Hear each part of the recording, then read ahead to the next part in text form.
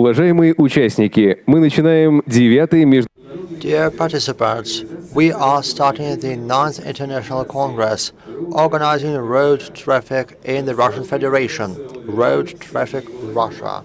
The moderator, Sergei Malazomov, is invited to the stage. He is a TV reporter, author and anchor of TV programs Technological Wonder, creator of a cycle of popular scientific films, Scientific Research, the anchor of the startup show $1 Million Idea. Good afternoon, dear colleagues. I'm happy to welcome you here. It's for the 9th year round that the Congress Road Traffic Russia is taking place.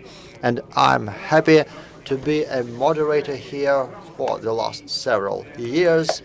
Actually, the road traffic topic is something which is close to me, and tomorrow I will have another documentary on NTV, it will be run on the NTV channel.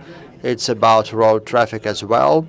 Well, I'm not a professional anyway, so please keep it easy. And life shows that the simpler the language in which we communicate is, the better it is, because even professionals understand everything better when it's kept really simple. Road Traffic Russia is not a forum which is a boring meeting. It's a platform for communication, and we are always glad when professionals are able to hear each other from different point of view. It's the legislators, the regulators, theoreticians, experts. Everyone can have their say. We will still have more distinguished guests who will come up here. We will give the floor to them. Right now, I would like to begin by explaining a few technical details. We asked you to take some remote controls for voting in order to vote. I hope that you were able to take those remotes, because you will be able to share your opinion in this case, and it will be interesting. We have buttons here from 0 to 10, but you will not need so many buttons. Usually it's from 1 to 4, not more than 4 options as a whole. So I suggest that we start voting when it's required. We will start voting in a minute, actually. And it's the 9th International Congress that will have 3 major topics.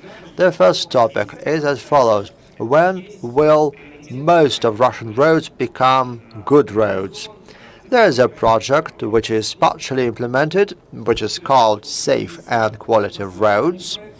It will become a national project, and this project will be called not BKAD, but it will have another acronym, which will mean Safe and Quality Car Roads.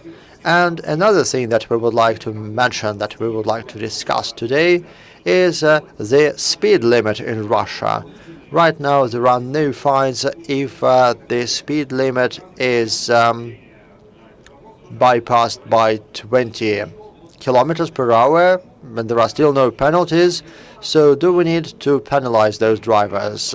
It's a controversial topic. And there's another topic. Why do some road police employees risk to lose their job next year?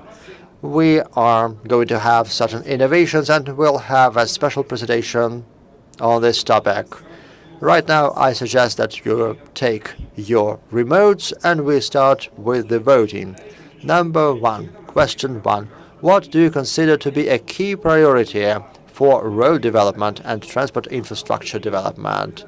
I understand that everything is important, but choose just one option. 1, road traffic safety. 2, good condition of the roads.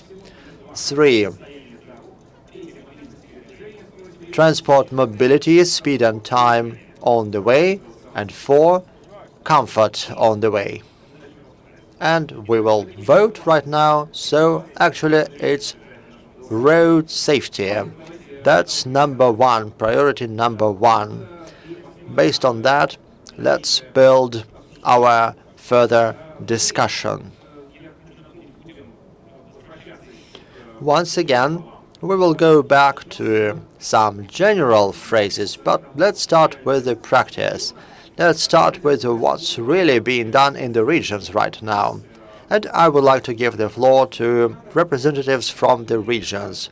We have a lot of governors here, and our first speaker will be a person who represents a region where tangible results are achieved. The entire world sees those results.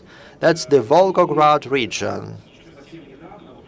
And quite recently, well, I have several quotes from blogs here.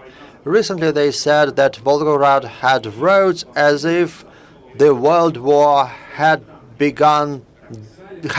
stopped just yesterday.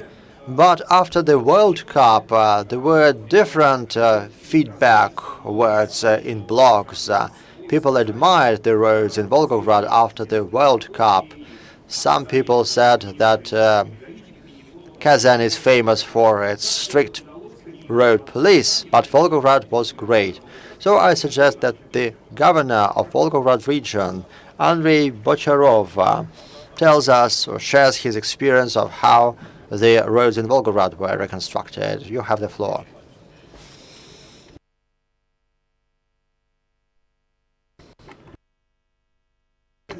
Good afternoon, dear friends.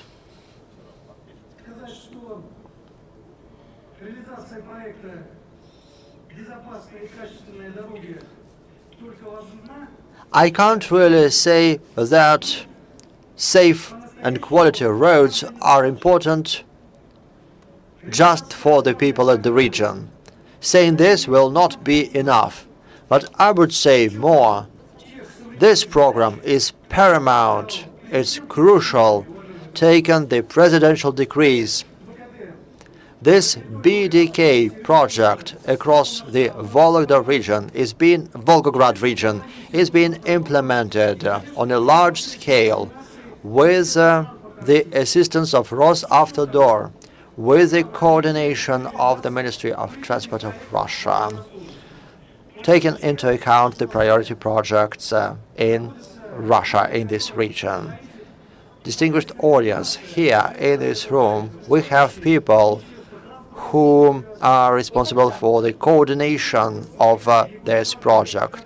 Here we have my colleagues, governors, who are already implementing this project quite for a while. We have some deputies here, and there are also a lot of people here who represent regions that are only starting their path forward towards safe and good roads. And I would like to address you, those of you, dear people. I will ask you not to consider this project a simple and easy walk. It's not the case. It will require very serious mobilization of all resources, because very often we have to start preparing the projects that will be part of the program. Then we'll have to prepare the tender documentation. Then we'll have to do the tender or the contest. And on each stage, there will be results that could impact the final outcome of this project. And I would like to turn your attention to some of the pivotal points. In my opinion, the implementation of this project, Safe and Quality Roads, and our success in this project, regardless of other projects that are being implemented on this territory. So this success we had in this project did not harm any other projects. Because if you build a hospital, a school, any plant, but you don't build a road, you don't build a proper access to this facility, the effect will be quite negative. So it's at the design stage when you have to start thinking about the roads. And the efficient implementation of this program improved infrastructure as a whole. Moreover, it became this link connecting various development programs together. It improves people's standards of living. It encourages them to modernize companies. It boosts entrepreneurship. And most importantly, dear friends, people see positive changes in real time.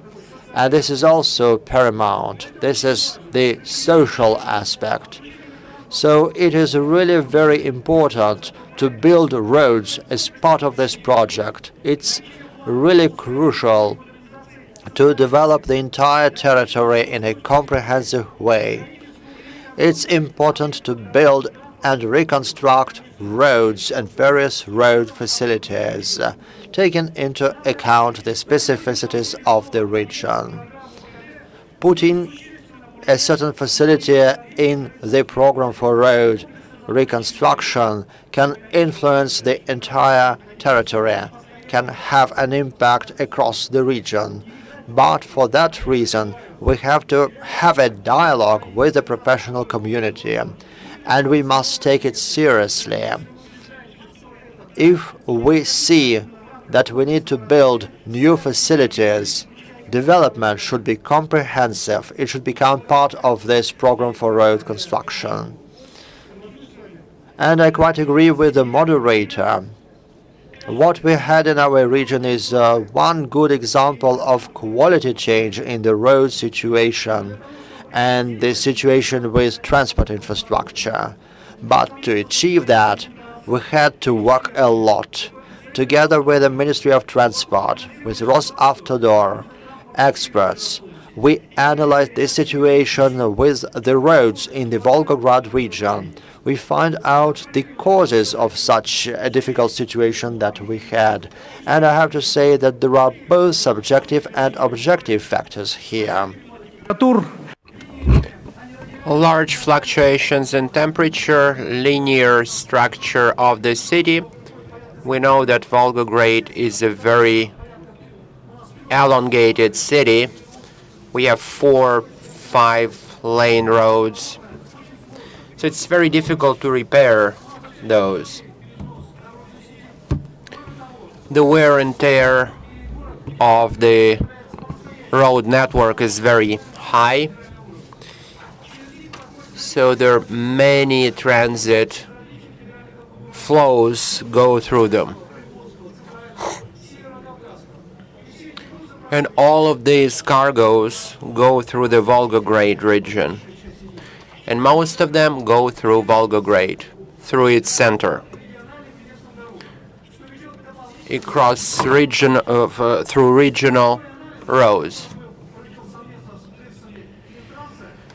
We did an analysis together with the Ministry of Transport of the Russian Federation, and we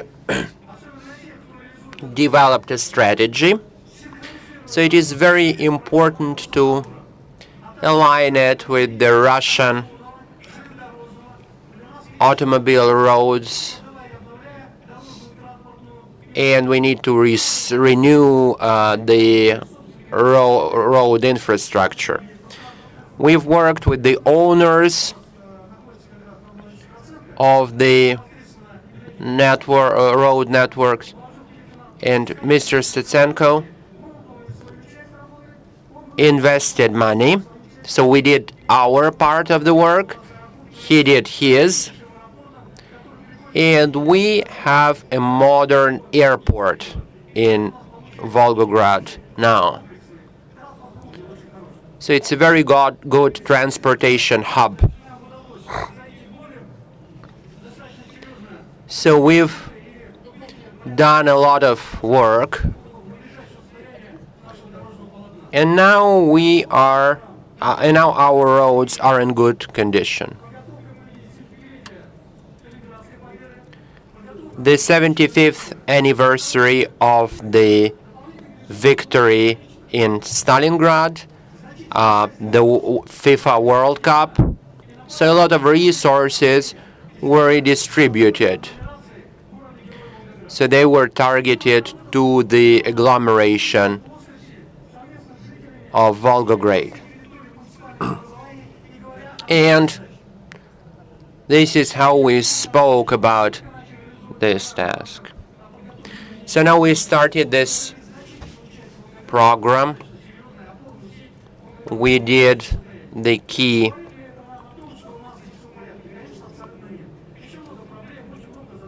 road network. We have a lot of goals ahead, but we managed to synchronize the work on the city, federal, and regional roads, because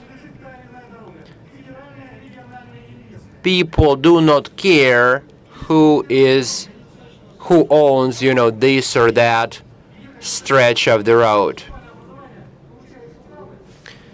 So you may, drive on a good road for a long time, and then you enter a certain locality and there are bumps, so you feel it with your butt. So it's no good. I mean, we need to make it uniform. It was the number one problem, but now it's not so acute. We need to make a road around Volgograd, and we will need to implement this project. This is the only city that doesn't have a road around it. Therefore, we are working on this. So now I would like to address the management of Rosavtodor and the Ministry of Transport.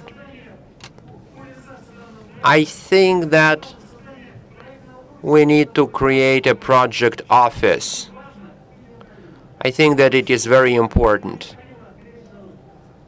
But we also need to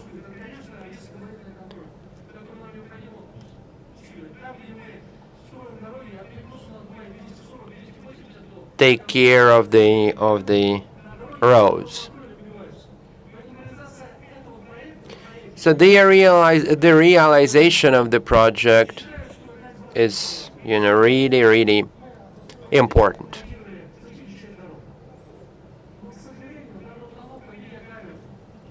But unfortunately, even installing cameras,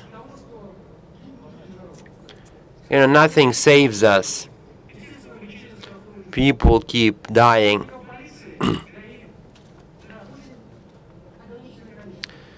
There is a very limited number of people, and it's difficult to put them on their spots. There are fewer injuries, but let me repeat myself. We need to take into consideration human factor. We also need to increase the number of patrols. I try to make it brief, but let me repeat myself. If you want to, see it, come over. And we have a lot of experience. We align our projects with our neighbors. We work with our neighbors from Tambov. So I hope that we work, together well. So I would like to thank them for thank you for your work, and I'm ready for any questions. There is also experience. There is an experience from other cities where the FIFA World Cup was not held. We have the governor of the Novosibirsk region, Andrei Alexandrovich Travnikov. So the conditions there are different. What was important for you? Please come to the microphone. We are really interested in finding out what the experience is in Siberia. Good afternoon, dear colleagues, dear participants of the forum. I think that in spite of some climate peculiarities, some climate features, the problem with the conditions of roads in the Novosibirsk region is not much different from that in the other regions. But of course, the approach that we have taken is a little different. So let me say a few words about it.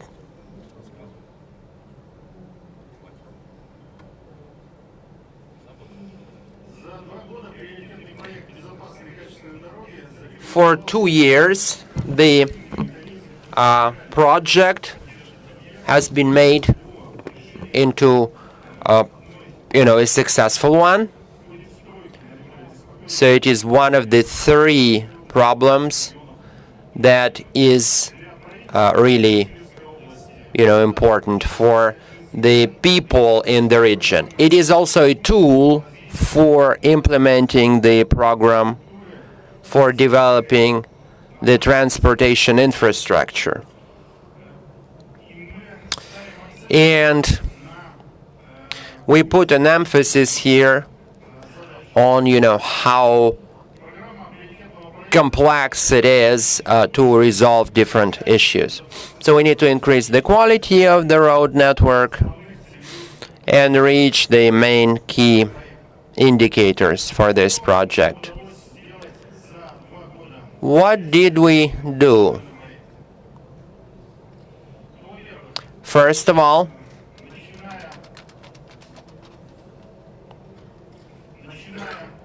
starting from 2017, the results of the project, the total length of the normative roads became 551 kilometers.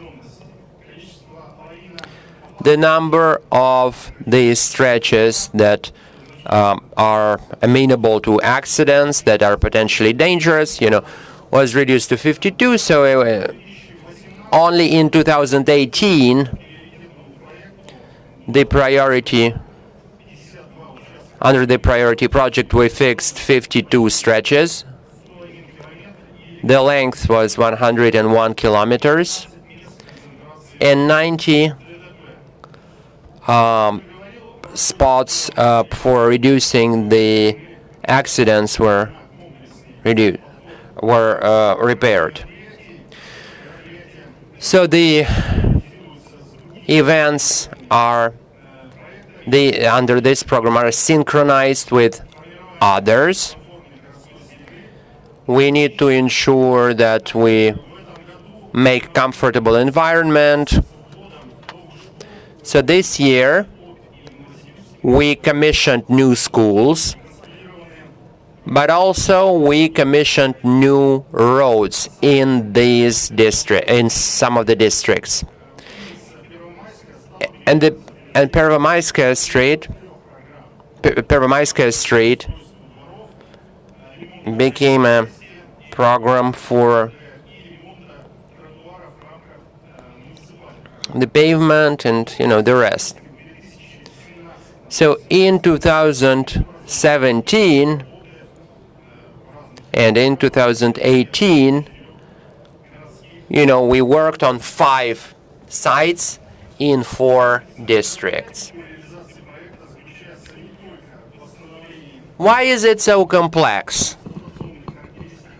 We not only have to improve the roads,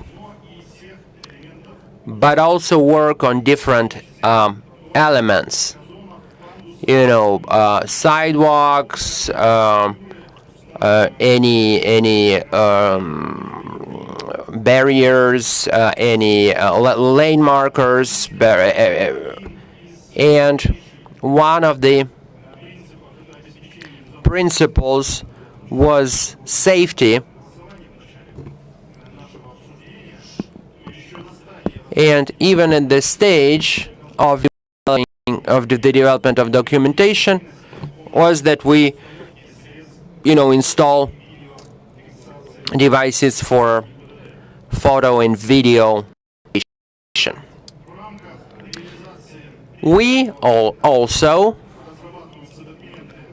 develop transport planning documents, complex development of the transport infrastructure, transport maintenance for the people, and the complex system for organizing road traffic.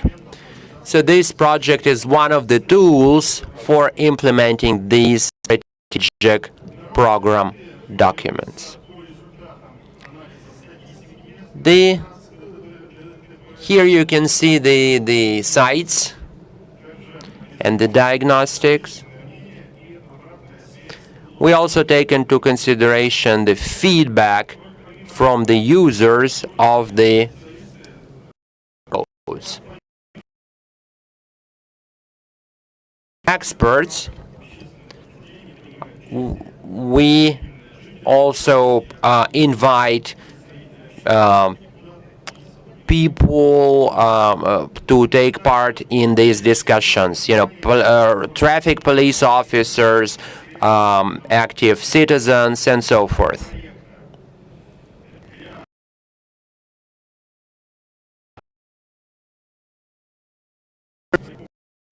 Reporters, we did a competition so that we can make roads safer together.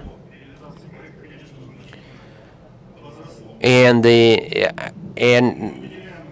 we pay a lot of attention to control of the quality. So what we do here is, there is like a mobile lab. So they go and, control how well they repair the roads and how good the road conditions are. So we can not only can we repair the roads, but also we increase the professional level of our contractors so that we can do even more large-scale projects, so that the capital agglomeration and the roads, in all of the region. In order to implement this large project, we need a fast decision. We need to be mobile. And we had suggestions from one of my colleagues here. So we can, change the legislation. We can just discuss it with the Ministry of Transportation. There will be a meeting of the Presidium so we can implement national projects. I think that this is the only suggestion that my colleagues can come up with. Thank you for your attention. Thank you very much. Feel free to ask questions. You mentioned that additional financial resources are necessary. But will the road construction companies cope with this? Well, you are provoking me. I will remind you about it.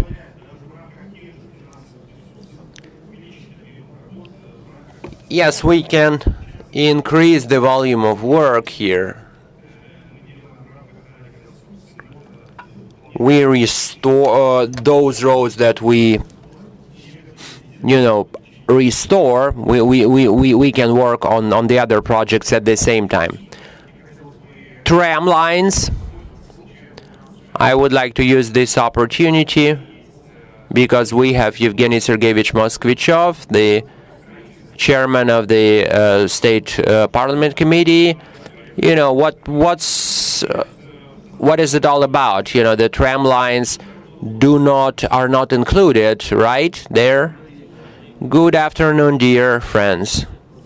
First of all, I would like to congratulate all of you with this forum. It's good that you're participating because the issue, comfort, so it has been created for the first time. And in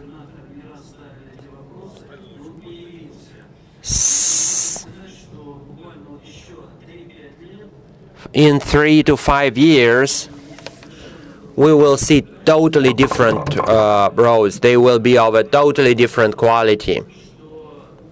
And when we did this project, we saw that the governors, when they get the money, then can co-finance their share, and the roads become better. I'm sure that we need to look at the national program, but we need to,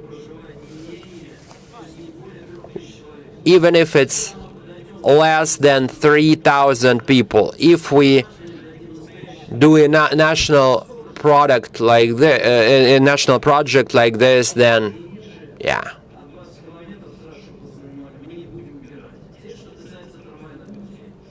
Tram lines. First of all,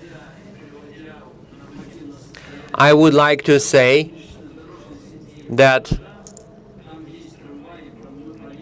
when we have trams, where we have trams, we shouldn't forget about them. So when we take the budget for, when we adopt the budget for 2020-2021, we mentioned that if it's over 500,000 people, we need to allocate money for the reconstruction of railway tracks. We understand that it is expensive to build subway in cities with over 1 million inhabitants. We've done it before, so the governor of the Novosibirsk region said that this amendment was taken. So now I would like to use this opportunity. Dear governors, dear road construction companies, prepare your suggestions, prepare your projects, and then you can go to the government and they will make all the necessary amendments to the legislation. Thank you. Once again, another comment from the audience. Good afternoon, dear colleagues. I represent the National Association of Car Transport, and I have a question to the governor of the Novosibirsk region and all other governors present here. It's all very good. We keep saying that we need good roads. We, as the users, do need them, but we also observe a different picture. We bury a lot of money in roads, but we don't have the system of ensuring road integrity. So whatever measures we take, it's not enough. And today we use those roads and we go around different roads. We saw their condition, and we saw that our colleagues transported grain via the Volgograd region, sometimes via the Saratov region, and they go from all the regions to the south, to Novorossiysk. And here's the question that we ask governors. All right, you are going to bury money in your roads, but what about the control system? It's not there yet. We need to recommend to the government before allocating any money for road repair under the presidential decrees. We would ask the governors to have an appropriate control system in place. Thank you. Do you have anything to say? Anyone?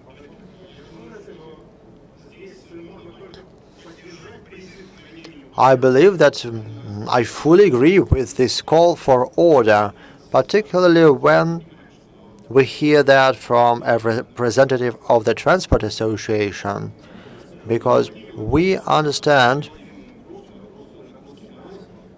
that sometimes it's the carriers that violate the rules, the regulations regarding load per X. This is also the system of automatic weight control, and I support that these systems need to be introduced more actively. There's the issue of financial resources, the issues of legal framework. Of course, we need to introduce and develop this system.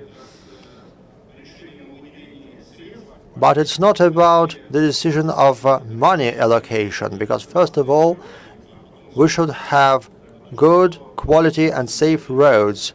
But of course, those processes should go in parallel, and we are all for having this order in place. What I would like to add is as follows. There is one important thing. You need to work together with Rosavtodor. Today there is a program for ensuring the integrity of the road, and together with Rosavtodor, as part of our activity, we determined all the points where it's necessary to install points of size and weight control. This is provided in the budget. There are some extra budgetary sources. Rosavtodor has allocated some funds. And we can't really do this just on the federal or on the regional roads. It should go together. If we close the regional roads, everyone will go to the federal roads. So we need to do all of that comprehensively. Together with Rosavtodor, we should find the places where equipment should be installed. And all of this is according to the plan. As to the speed limits, we control them on the federal and regional routes in Volgograd, and we have a PPP project there, and we have the second task, which is also planned for. Its implementation has started this year, and next year it will be implemented in the Volgograd region. That is, the weight and size of trucks will be controlled, and it will be done automatically. And you are right in one thing. We would like the carriers, those who do this cargo transportation officially, to take part in this work. Because the situation is the same in Saratov region, in the Volgograd region. There are a lot of problems with overload. We're a transit territory. But on the other hand, on our territories, there are companies that process a lot of products, which is why the transport flow is huge. And if the carriers take part in our work, we will be thankful to them. But once again, we have plans. We'll start this work, and this is why, starting from 2019 and 2020, we will also go to the local roads and regional roads.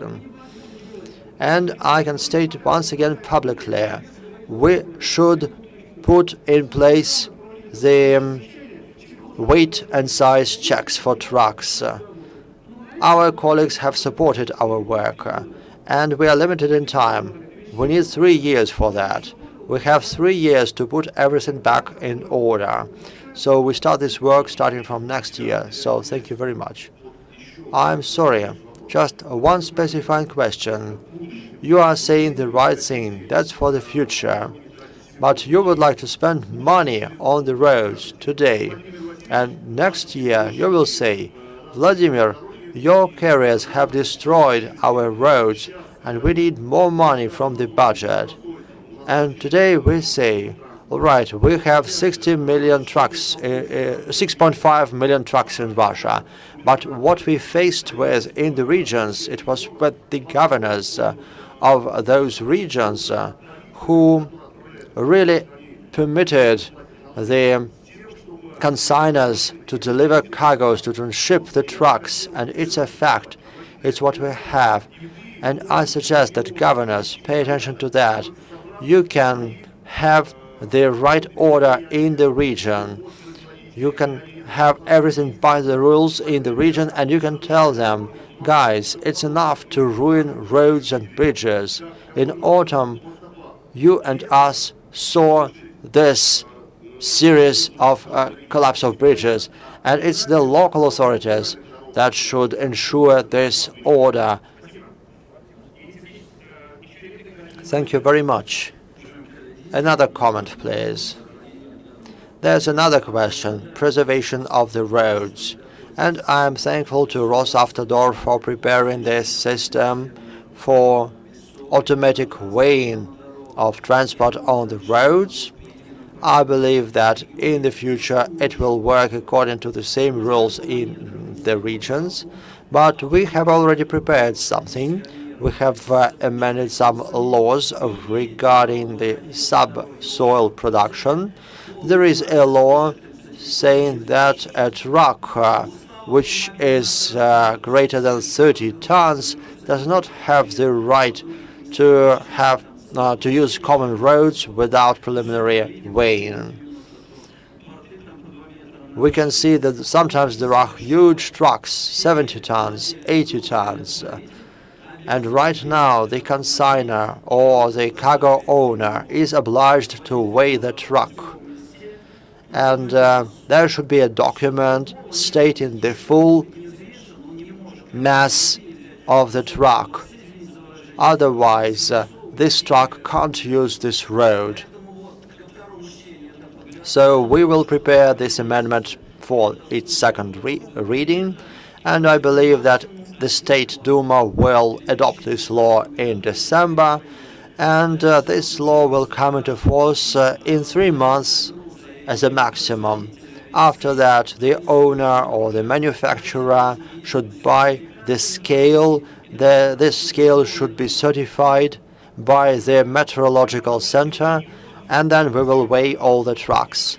Thank you very much. There's another issue. Please look at the screens. Let's have another round of voting. In your opinion, what regions should be financed primarily as part of the national project Safe and Quality Car Roads? Please choose only one answer. Option 1, choose those that are lagging behind. Option 2, take into account the population and the length of roads. Number 3, choose the most advanced. Number 4, take into account the social situation in the region, which will improve the trust to the authorities. Please use your remote controls to do the voting.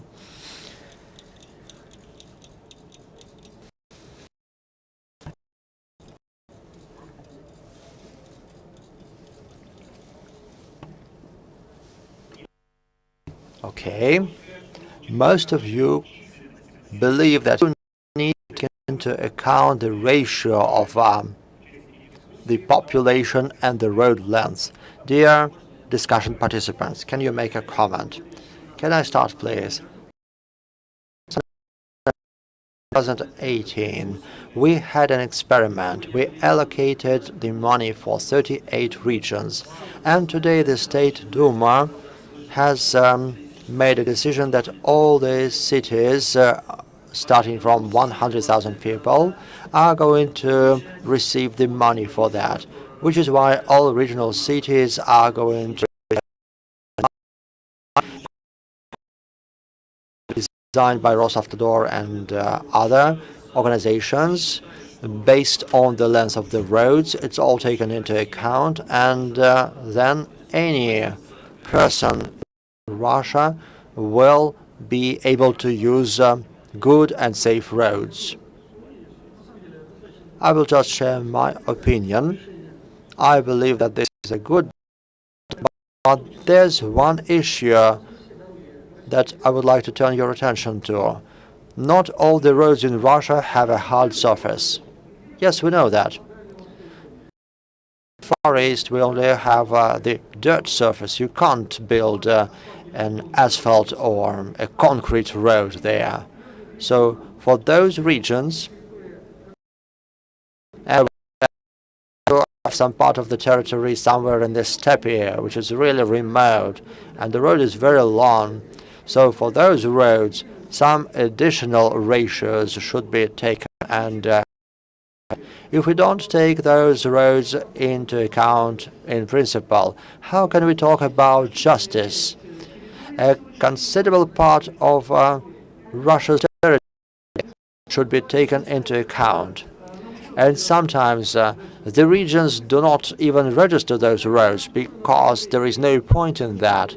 So car parts and garages resolve this problem, whatever it takes.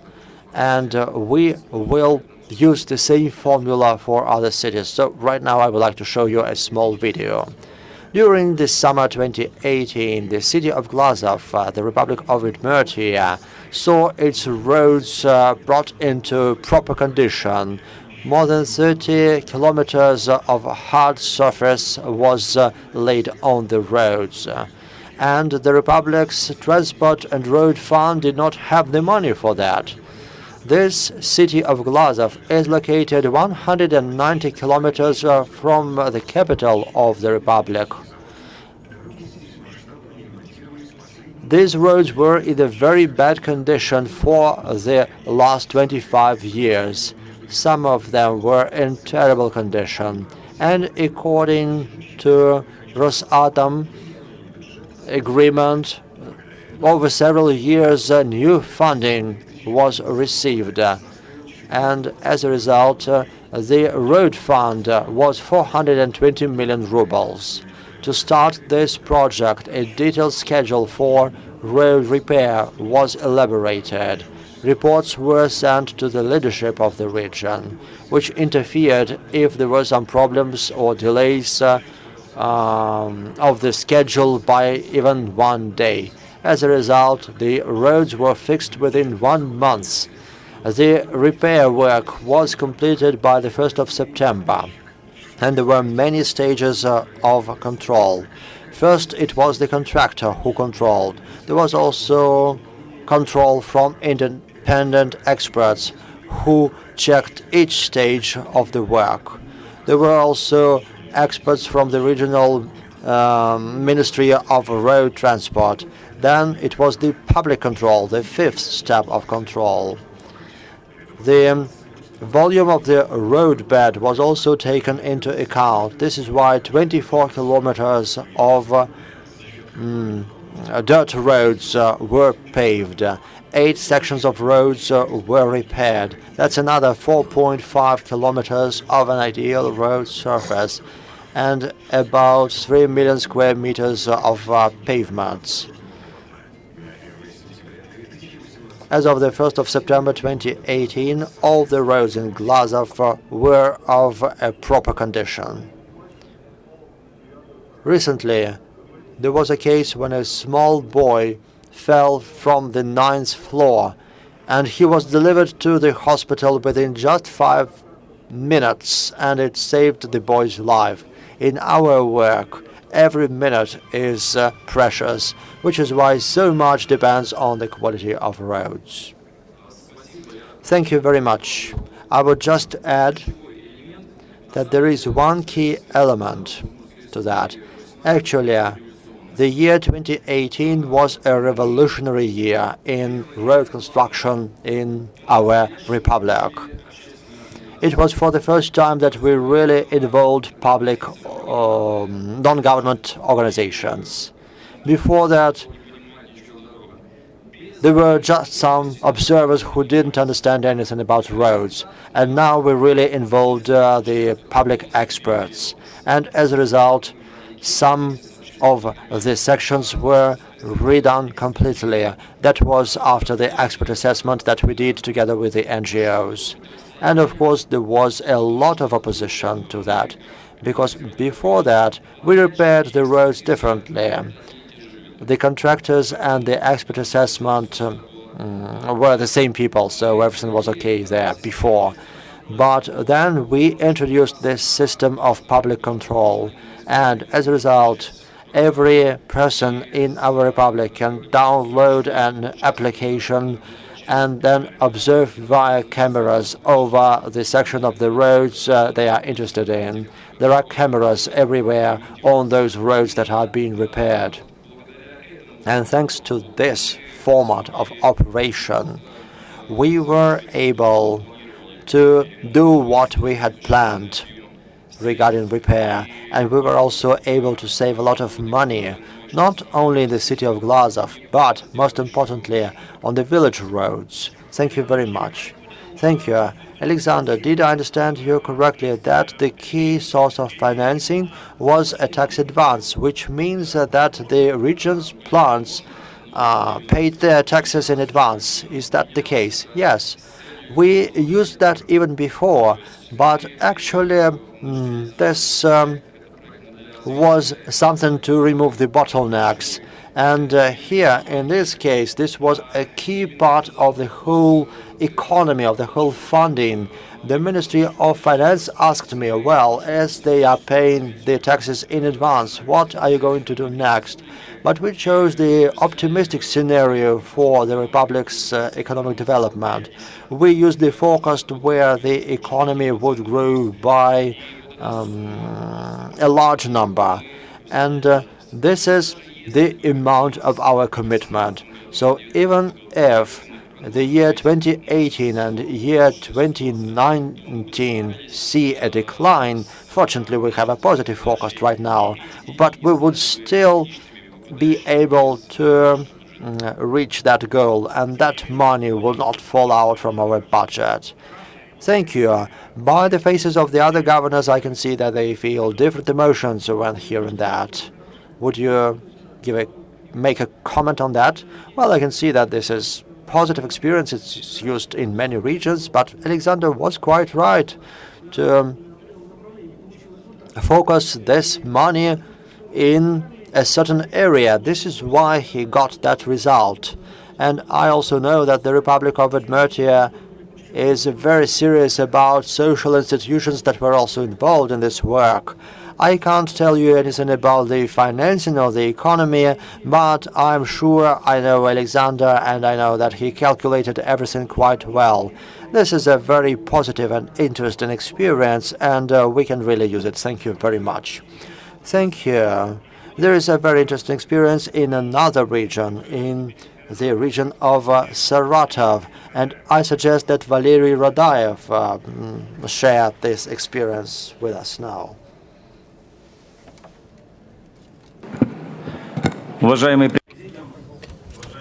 Dear members of the Presidium, first of all, I would like to thank the Ministry of Transport for today's event and for this opportunity to discuss it in public. The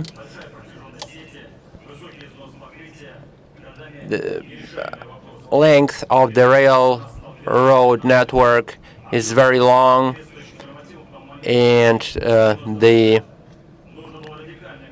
amount of roads that do not meet the necessary requirements has reached 90%. We made a start to this project. It was the year of roads. So we asked deputies, we asked citizens, we gave started to change the situation. In 2019, it became a priority for my election campaign. The people supported me, so it's not enough for one region. It's not enough. So we counted on the support of the federal center, and it was provided. A new road is now finished. The federal funds were spent effectively. The road is done, and there will be an airport, the first airport in the Russian Federation, not for a federal goal. So it was built as a public-private partnership. So every year the financing that will be provided is 1 billion rubles. When the program is finished, the share of the roads that will meet the requirements will be 85%. It's an ambitious goal, but it is realistic. The first results are encouraging. Now it became 44%, and now it's 64%. In 2017, it became really important project. As I said, this year we are moving even faster. So we transport agricultural produce to schools, to different localities, and two underground passes were built. So it will also make it safer for the roads. There was a decree by Vladimir Putin to construct an automobile road, and it also fits well into the Saratov agglomeration. So it's really nice. By the end of 2024, 85% of the roads will be finished, and 30% of the automobile roads. So the latter is now 12%. I would like to respond to what my colleague from the association said. We need to move in parallel, and then it will be all right. The region, this is what it is. This is the situation, and our plan is to move forward. The federal government has helped us. We understand that they have a lot of trust in us,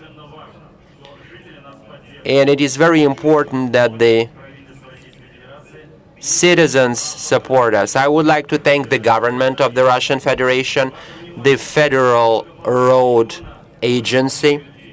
So you have to take care of the welfare of the people and of the region.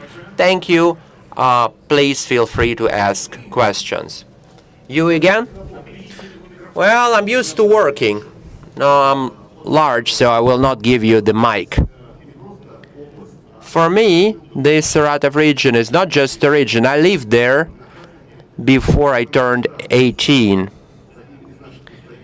And I spoke with a person from there yesterday. Bad roads. And what he said was that the heads of the districts asked for assistance. The ministry, the railroad, the Ministry of Transportation said that they are not in control of the process. They don't want to take care of this. So I would like to draw your attention to this fact and how effectively the funds are used. We also have the Balakovo city, and there is a bridge that was built 2 years ago, because you go across this bridge, 2 billion were invested, and it leads to a certain village. I mean, why was it built there if there is another bridge, near the electrical power plant? I can even make a video and take a few pictures how I got to the other side where there are no roads. Thank you for the question. Well, I'm glad that I have, compatriots, that I have neighbors who are so critical. But I can see that it's been a long time since you visited the Saratov region. Hang on a minute. So, I invite you to come and to take a look at the infrastructure. But the length is 7,000 kilometers, as far as the bridge to nowhere. The citizens will tell you that it is built, somewhere. It's not a bridge to nowhere. There are 5, electrical power plants, and if you have chemistry and all that, it all led to something that was not acceptable. We have different control systems, and we are an agricultural country, an agricultural area, so there is a lot of load on the roads. So we're working with the Ministry of Internal Affairs in close cooperation. We want to make sure that it is, high quality. And if you are from that, so we are making sure that the people from our region will only speak about the region highly. Well, most of those present mentioned that the highest priority is safety. Road safety is top priority.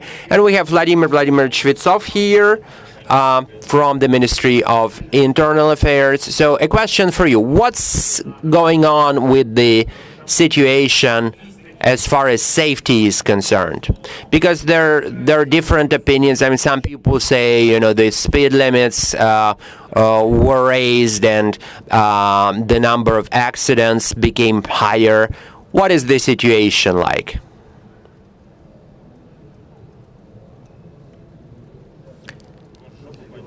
Good afternoon, dear friends. I can tell you that the number of casualties has reduced by 1/3. Well, keep the mic closer to the mouth. There was a decree by the president, and it envisions that the concentration of those dangerous spots, should be reduced. The mortality rate should be reduced so that it doesn't exceed 4 people in 100,000. Well, these tasks are very ambitious, of course, so we need help from everyone. But I hope that we achieve these goals and everything's going to be all right.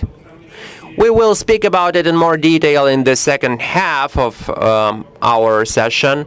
There are some debatable issues, so we'll speak about it after the break. And now I would like to address the participants of our Congress. What shall we do to make our roads safer? What do we do at present? What is the most effective way to ensure safety?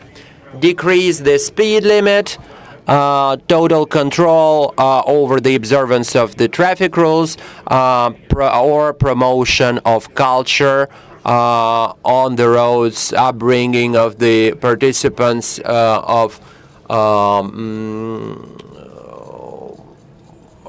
promotion of a certain culture on the roads, upbringing of the participants of traffic, safety and repair and reconstruction of roads. Okay, so the results are changing. So total control is ahead slightly. And then we have propaganda, promotion, culture. So control versus culture. We will speak about it in more detail after the break. And now, I would like to make a comment, if I may. I'm over here, Serebrikova Olga Andreevna. Okay, make it brief. I have a non-commercial project, Territory of Safety. So it's targeted to safety. So we moved to different regions. We looked at many different schools.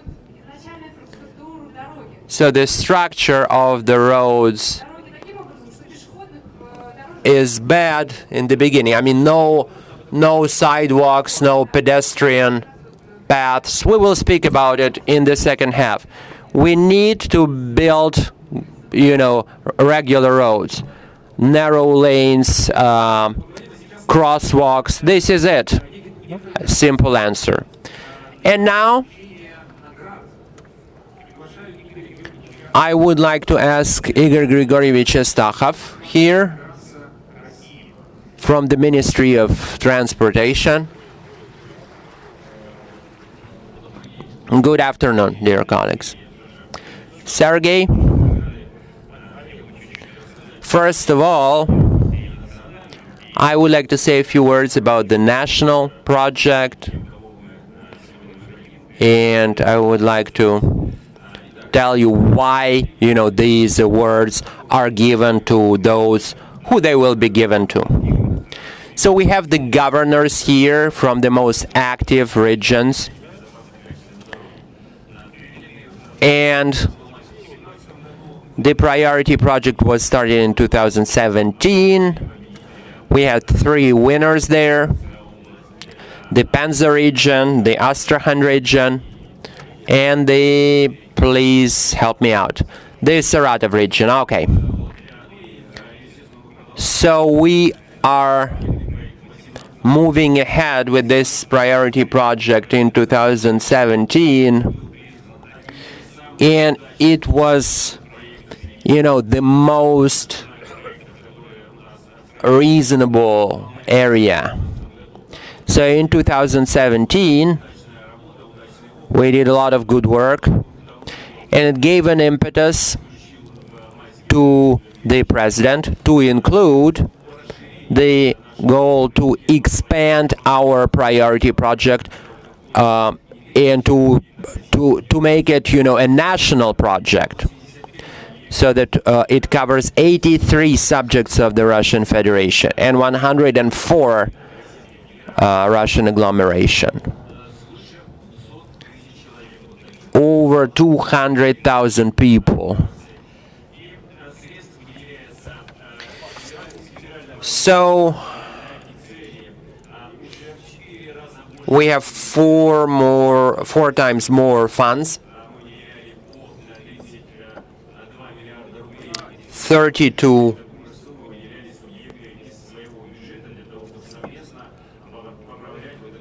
thousand, 42,000 volunteers. And the goal was that 85% of the roads should be brought to a good condition by 2025. 52% we reached, in the first year of the project. So Our goal now is to expand the regional network of all of the subjects of the Russian Federation. We have 511,000 kilometers. We need to make sure that 50% of them correspond to the necessary requirements. And the plank should be raised, the bar should be raised up to 85%. So these are the goals that we have. Andrei Ivanovich Bocharov said that it is, a very serious project. When we had 38 agglomerations, and now that the number of participants have increased, significantly, then it's a very, very difficult task. The project is controlled by, project management methods. And it is very important that the subjects that will participate in the project ideally align their efforts with ours. So everything has been compiled. We will review the programs for roadworks for the whole 6 years of our work for both the regional network and the city agglomeration network. But the project starts from 2019. So we have an immense task in front of us. There is a lot of work that we'll have to do. We will need to introduce the system of scales control. So there will be 337 points. So we'll cover the whole railroad network. And we'll make sure that it is, a real scourge for the safety on our roads.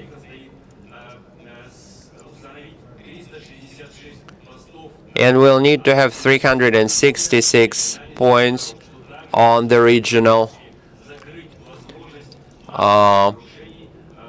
network.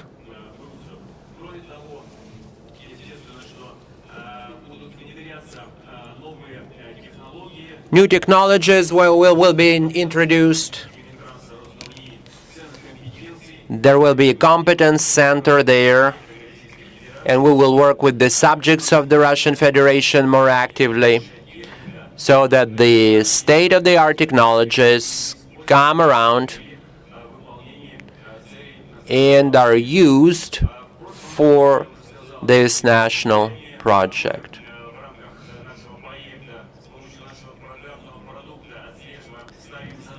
And we're getting answers to the questions, and we are making sure that these tasks are met. So, we reveal winners for each year.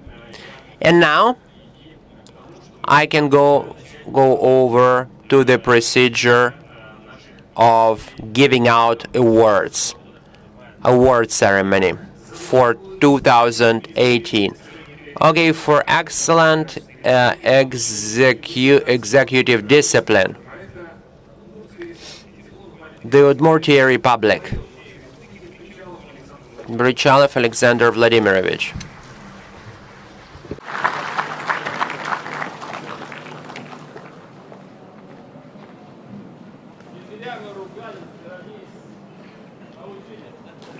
Спасибо. Thank you.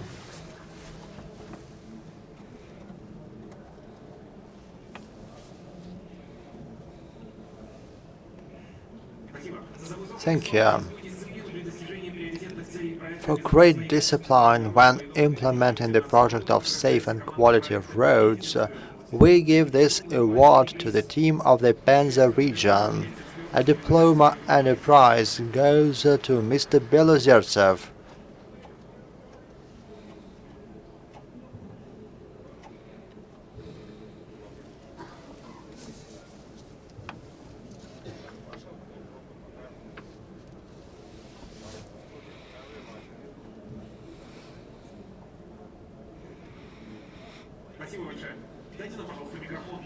Thank you very much. Give us a mic, please. For great discipline when implementing the safe and quality road project. The prize and diploma goes to the governor of this region, Mr. Radayev. Congratulations.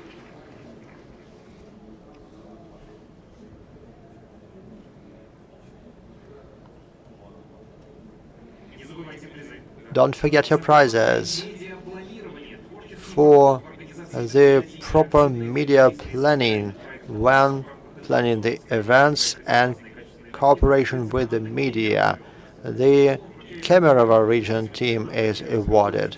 The diploma is given to First Deputy Governor of this region, Mr. Kemerov. If you have something to add, you have the mic. Thank you. For preparing quality information materials, for working actively with the media under the project, the award is given to the Perm region. Ilya Desterovsky is awarded with a diploma. Applause, please. The team of the Perm region will get the prize. Yes, they are coming. A representative from the Perm region is coming. A round of applause, please. He comes from far away. Congratulations. A memory photo? Thank you. For a breakthrough in ensuring nice information support, the diploma is given to Valentin Malachov and the entire team is awarded. Congratulations. Thank you. For a breakthrough in ensuring proper media support for the project, we award the team of the Samara region. The diploma is given to Ivan Pivkin.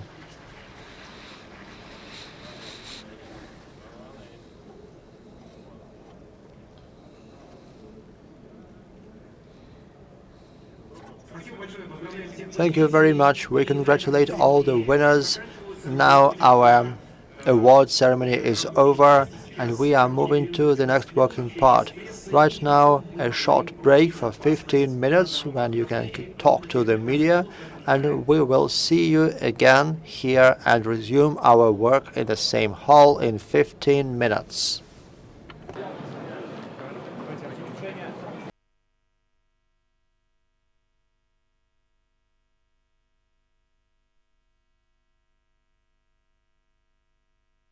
Господа, уважаемые дамы и господа, давайте продолжать. Пожалуйста, я приглашаю...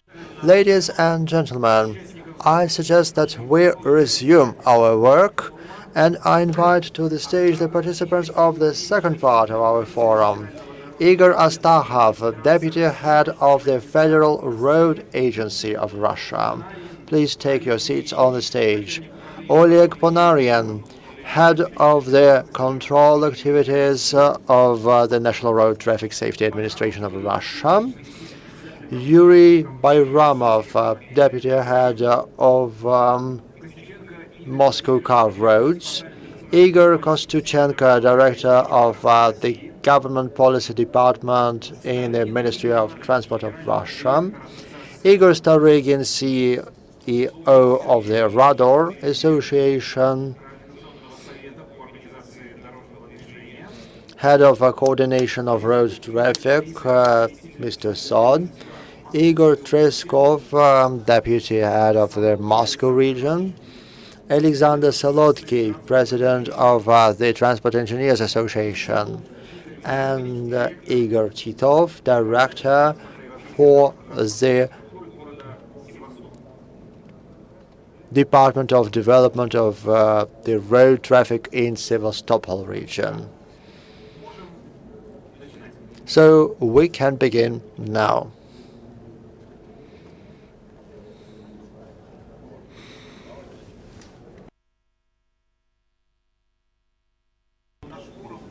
Let me remind you that our forum is a discussion platform, and right now we are going to have the most interactive part, which implies a discussion, a free discussion and exchange of opinions. This is why we are here, to be heard. So whenever you want to say something or make a comment, dear guests, dear participants, please wave your hand. I will give the floor to you. And our discussion is called Safety on the Roads. This is our current priority. This is something that needs to be done first and foremost. And I would like to start by giving the floor to professionals, a representative of the Road Police, National Road Traffic Safety Administration, Mr. Oleg Panarian. So you can speak from here, and the lighting is the best here, and you also have the clicker to switch the slides.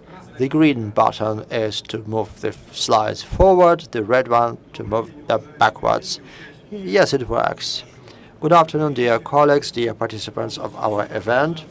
Thank you very much, dear organizers, for giving the opportunity to speak as well as participate and to be the first to speak. Usually, well, everyone knows that when you speak the first, the professor's note is better, so I hope you will appreciate my presentation. I'm going to follow these slides without being boring. I will try to do that. I will try to tell you about the current situation we have concerning road safety and offer some events, or tell you about some events which our administration is going to organize as part of the road safety program. At first sight, the situation seems to be quite favorable. For a few years, we can see a steady decline in the number of accidents. There's a great decline in the number of wounded people from 280,000 to 215,000. And the number of deaths also diminished. And you remember that earlier we said that every year we were losing the population of one small city. But right now we can say with confidence that we have overcome this problem, and now it's a population of a municipal district. Of course, it's a lot, but there is considerable success. There is considerable progress in Russia concerning this. As for the structure of road accidents that are dominant today, you can see that most accidents are clashes, 57,000, and every sixth of them is the upfront clash. That's where the consequences are the gravest. There are a lot of problems which are typical of Russia. It's clash between a car and a pedestrian, and this overturning, I would add this. This is typical of extra city territories. And there are some other types. For example, sometimes it's accidents involving bikes, because bikes are now developing. And sometimes it's about hitting an obstacle. As for the accidents because of moving to the opposite direction lane, you can see that It depends on the type of the roads. You can see that there are federal roads and regional roads where the situation is quite stable over the past few years. There is some progress here, but with respect to local roads, we can see that there's a huge increase of the number of accidents involving oncoming traffic, and we have to look into this situation further. As for the cities and towns and the distribution of road accidents, Mr. Astahov told us today that the focus will be on cities with a population of more than 200,000 people. And on this diagram, we can see that there are cities with such a number of people that are a considerable threat. Among other things, because of the oncoming traffic accidents. If we talk about the death rate on roads, I would like to show you this slide. And here there is a decline in the mortality rate that I mentioned before. As well as that, there is a schedule of the increase in transport fleet in Russia. And we can see that in 2017 the transport fleet was more than 56 million vehicles, 56 million cars, but we were still able to decrease the number of deaths. As for the categories of the people who died, this slide shows very well that the most problem category is the driver. In 2017, more than 7,500 drivers died. The second category, also vulnerable, is pedestrians. Almost 6,000 died in accidents. And there were also passengers, 5.3 thousand people. In our activity, we do more in-depth analysis, of course. What I show you is just one of the charts that gives us further analysis of the roots, of the causes of accidents. And on this slide, as well as on the next slides, you can see that the main period when the number of accidents goes up is the summer period and the beginning of autumn. As for the distribution of the number of accidents and deaths, there is a certain difference between cities and non-city roads, and I believe that this chart shows this difference. In cities, we often have clashes of cars. There's also automobile car pedestrian accident, and out of the cities there are some other accidents, such as the overturning of the car. As for the dynamics of car accidents, we can see a certain decline in the number of accidents, in the number of car pedestrian accidents, and actually this is a specific thing to point out separately. It's about ensuring the safety of pedestrians.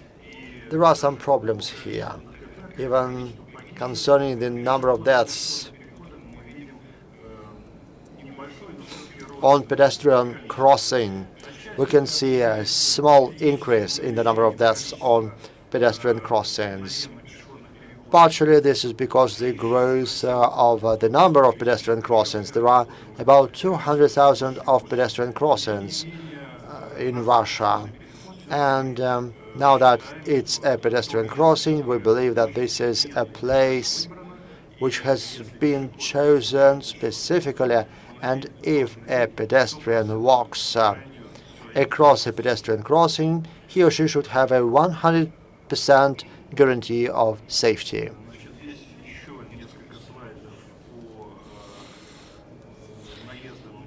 There are a few other slides. This concerns the number of the deaths on pedestrian crossings. There is a change or a difference in the statistics on the city, in the cities and outside of the cities, but this involves all the accidents wherever they happen. As for the children and the dynamics of children who died, we can see that the year 2017 was not the most successful one, but it was not a bad one either. The only comment I would make is that according to our observations, according to our statistics, the biggest problem of children are the passenger children. That is, the guilt is something that the adults bear anyway. So we have to work with that with different methods. Some of the participants here insisted on propaganda, on education, on educating adults, telling them about the road rules and the requirements to road safety. Question: what was your vote? Answer: I voted somewhat differently. I did not vote for propaganda as a primary tool. In my opinion, the quality of roads is the most important thing. As a road engineer, I always emphasize it.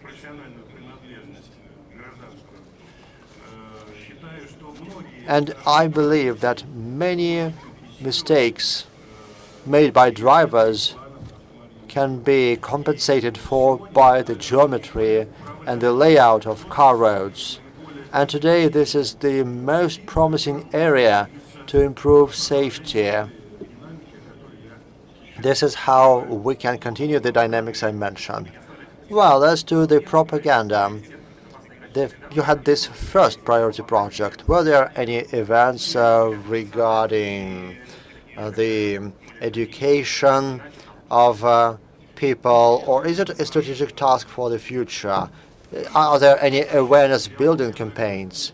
Well, now that our event is becoming a dialogue, I'm going to answer your questions as well as switching through my slides. Of course, we give a lot of importance to this propaganda or awareness building. And I'm going to tell you specifically about a particular section where this is the focus of everything. It's not just awareness building through television, radio, the internet, and so on and so forth.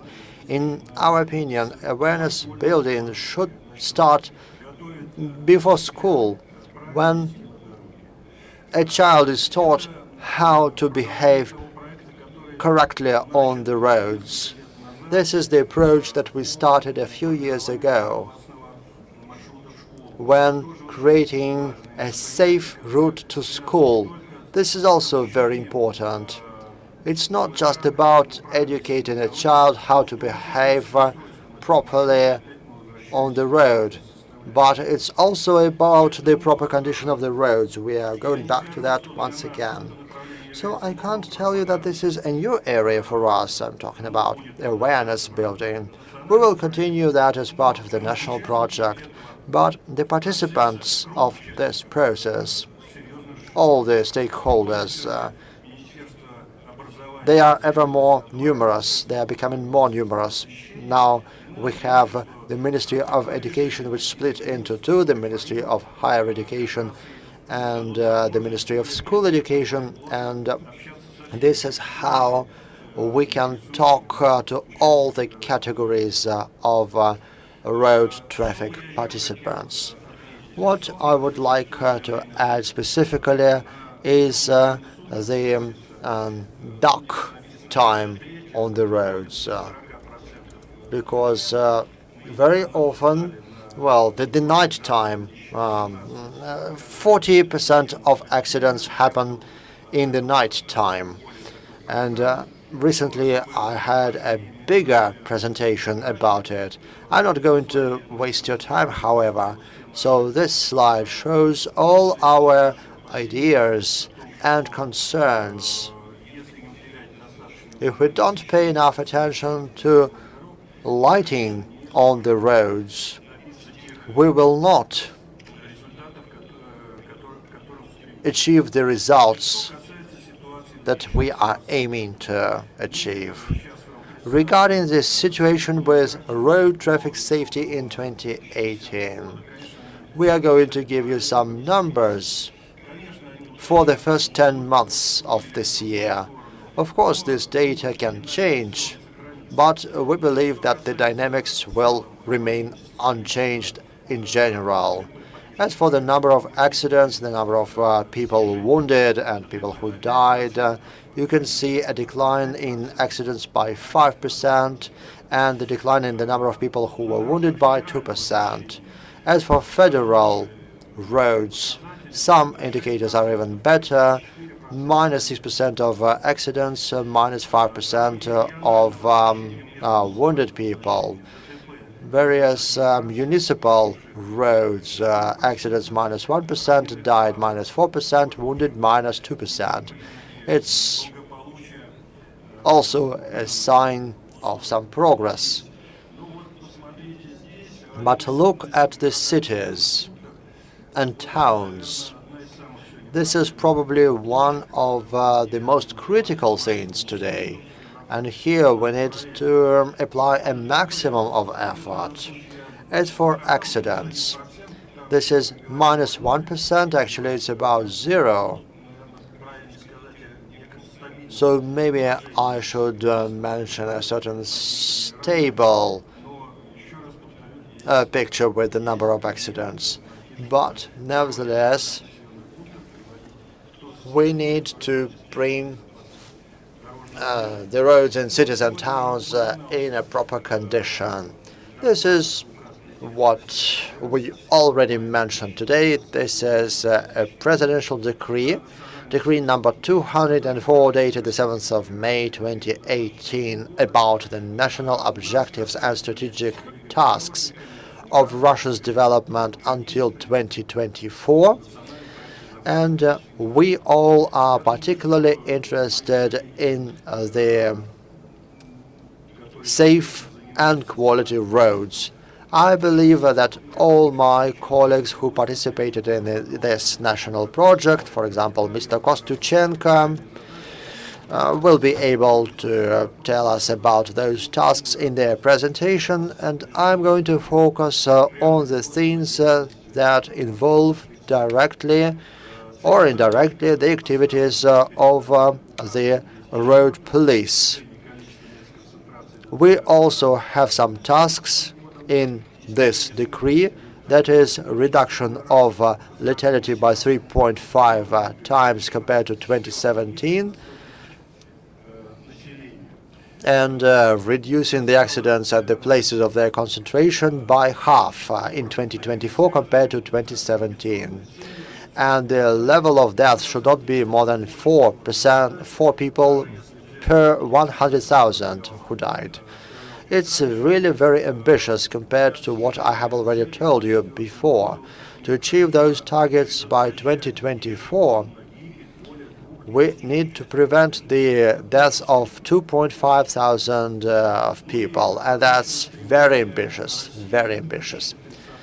And furthermore, by 2030, Russia would like to attain the zero mortality death by 2030. To be honest, our organization had some doubts that we could really set this target, but now that this target has been set, we still need to try to achieve that. And the faster we start the process of developing this national project, the more obvious will the results be, included by 2030. This is more detailed statistics for the number of accidents in Russia. These are the risks I mentioned. That's 4 people who died per 100,000, and we reduced this number in 2012. It was 5.5.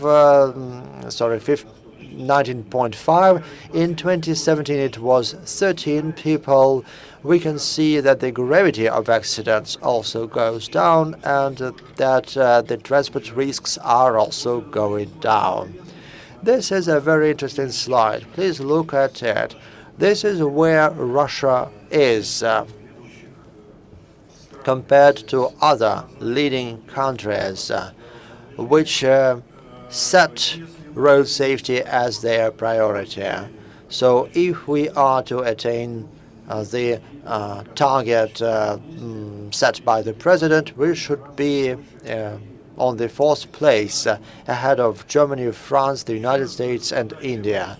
Once again, this is a very challenging task, but I believe that if we apply every effort, we can fulfill it. As for the national project, Safe and Quality Roads, it consists of 4 federal projects, and I would speak about 2 of them in particular. This is the road network and road traffic safety.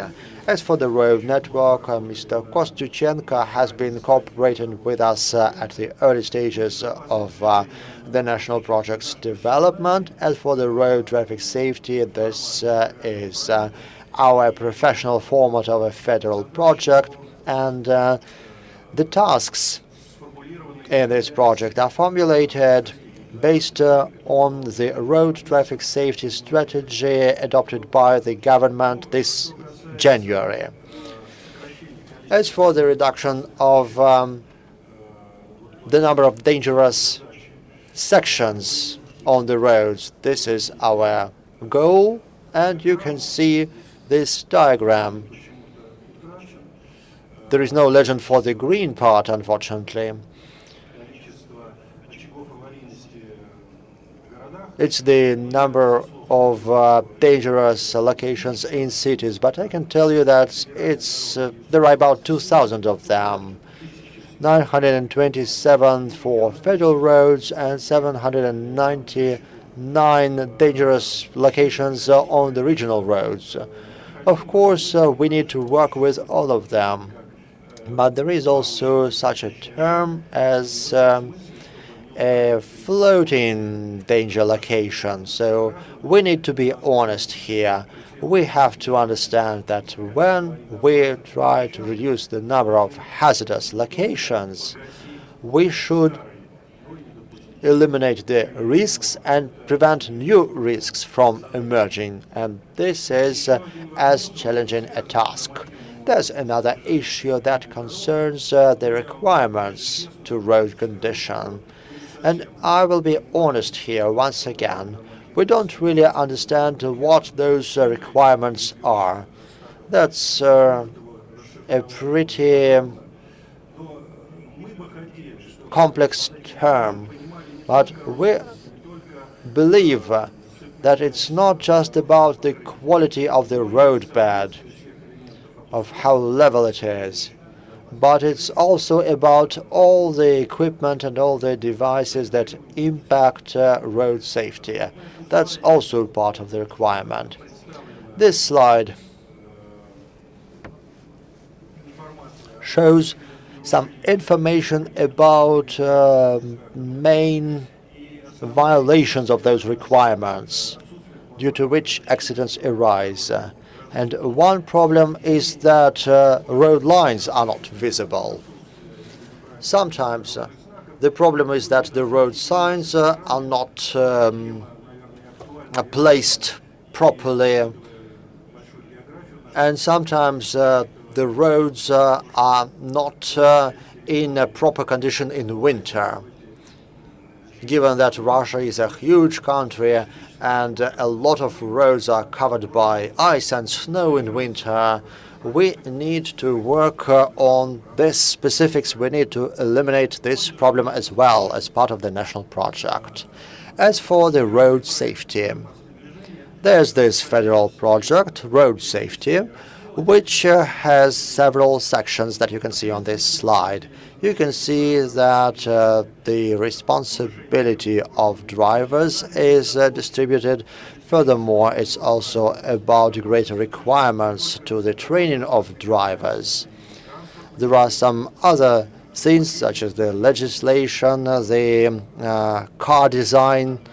It's also education standards and so on and so forth. Developing the legal framework in the road safety area. I'm talking about new technical regulations and standards.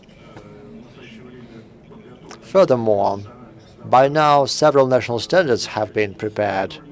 There are colleagues from the Research Institute Mosgorny who are the main experts and developers of the standards that are important for us.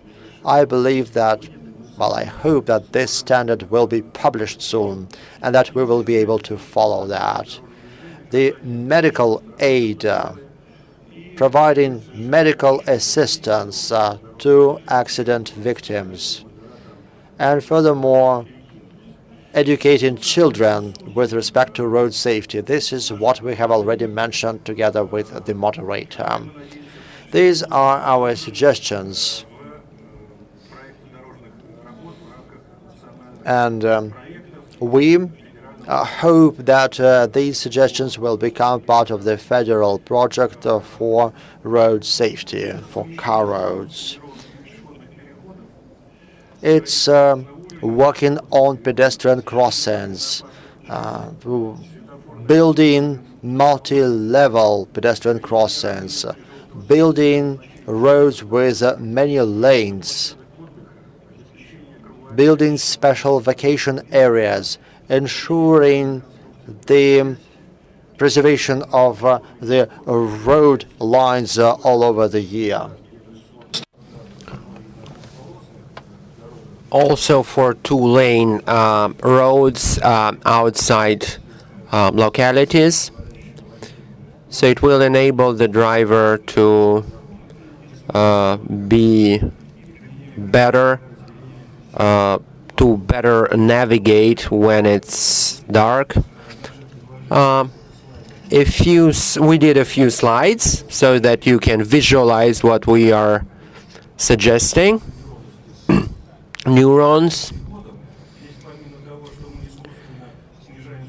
So we are reducing the speed limit artificially, so you can see the examples here for pedestrians themselves.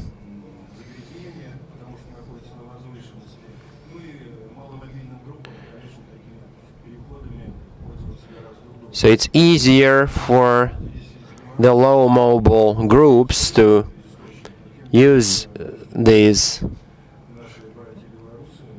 crosswalks. And our colleagues from Belarus also use these crossroads. So whenever it's not regulated, this crosswalk, then he will have to reduce his speed. 250 units should be built.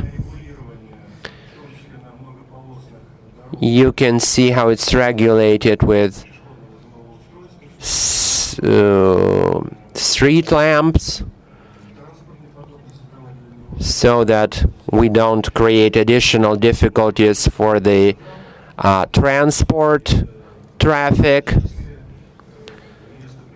So this is how we use it in Russia, the M1 highway to Belarus. So here we have road signs above the road, and we add additional lighting. I'm not going to speak more about, how it all works. About 4,000 4,000 spots with a high level of accidents. Road barriers, different sorts of railings. Well, we are not for, a single type of constructions.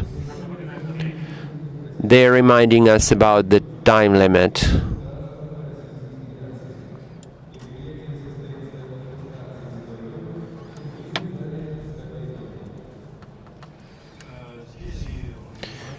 So here you can see different types of barriers made of metal and ropes. And on the right you can see a slide on the M7 road, made a barrier made of plastic when the drivers enter the main road. In Udmurtia, we also did a stretch of the road.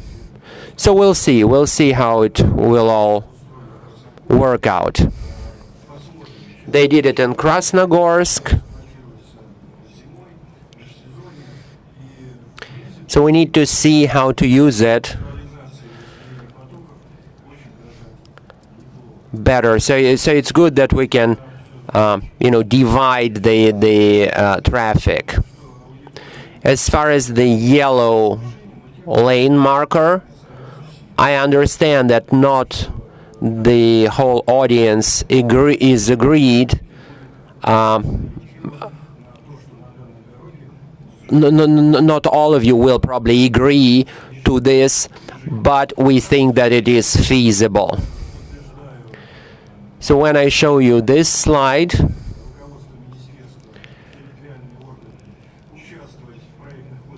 I support that we will. I acknowledge that we will participate, and at the highest level.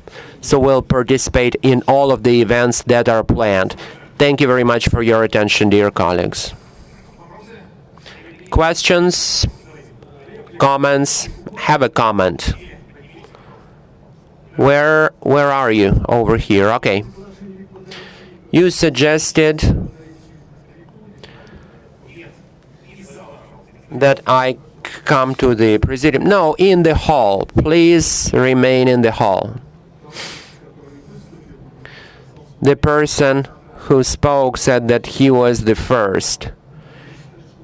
He said that he needs, one. Great. Please introduce yourself. My name is Koltin.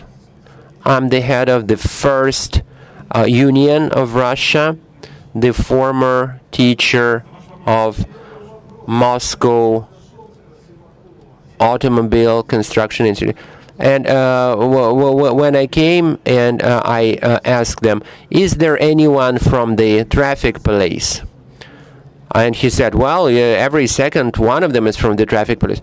But why did the speaker only speak about safety, but not about organization? Well, the speaker spoke, at length. How much can I say? 20 seconds. Any other questions?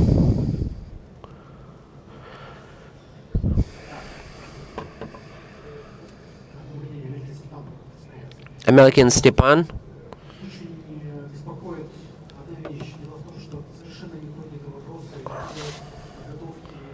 There is one thing that really bothers me. You don't speak about training drivers.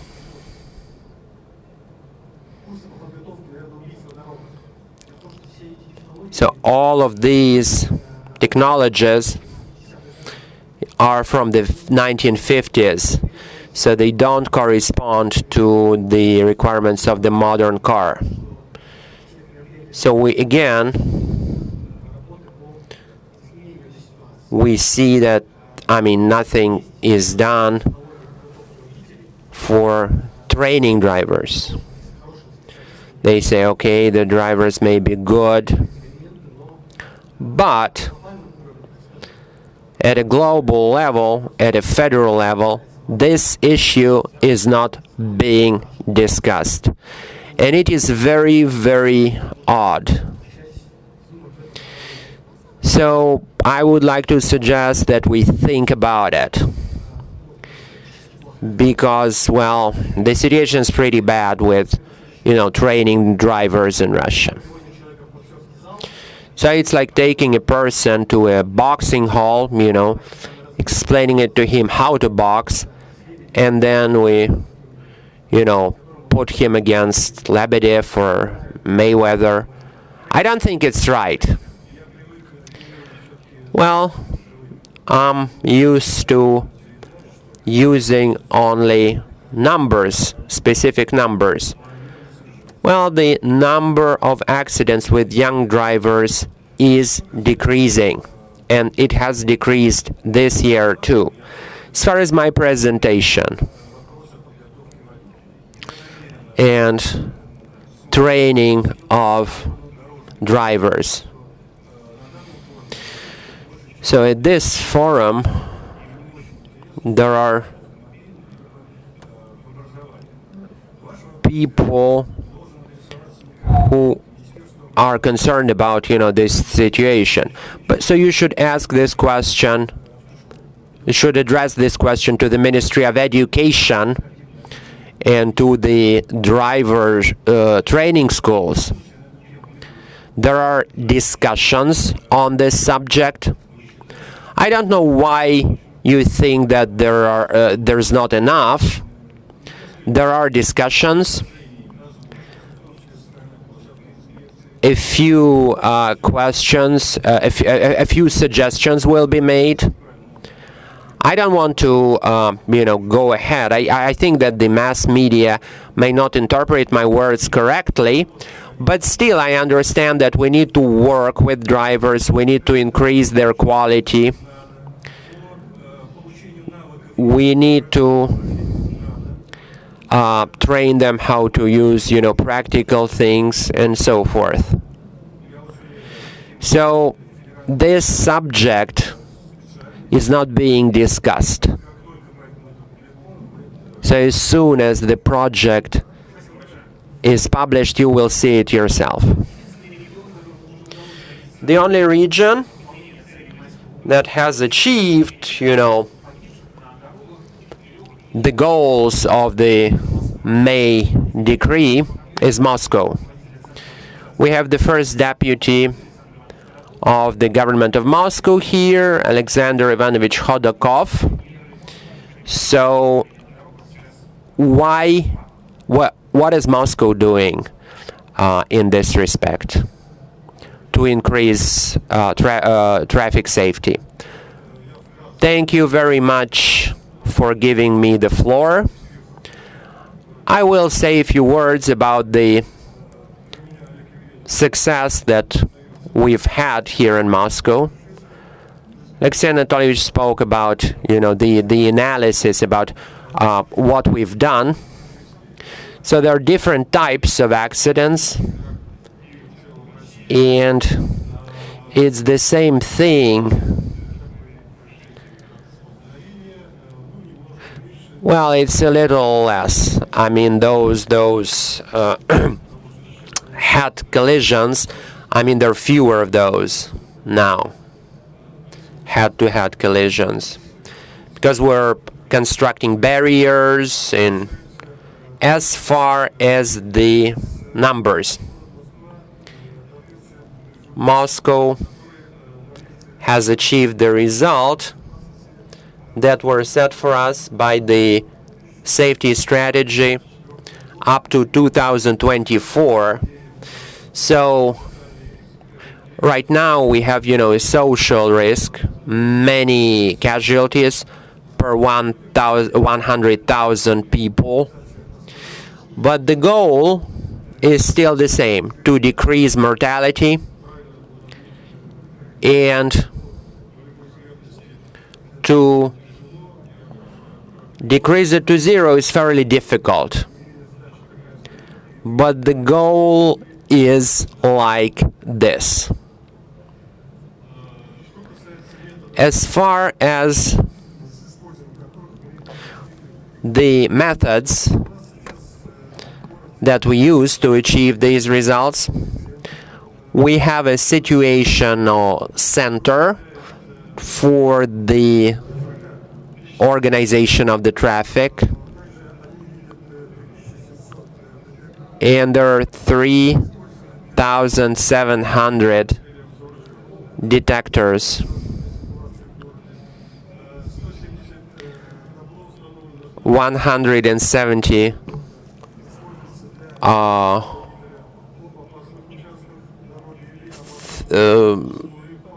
markers, and any blocks of the road. So we can decrease the flow of traffic, and we have 1,460 cameras that control different types of administrative violations. And it leads to, the gravest consequences, as we all know. What other things have been introduced? We have traffic police. They use, SUVs, and they have medical kits, and they can help the drivers to do medical protocols.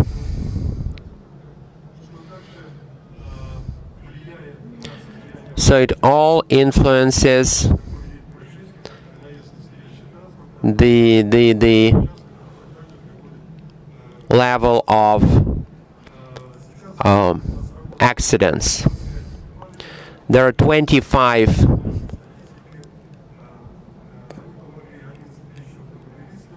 patrols,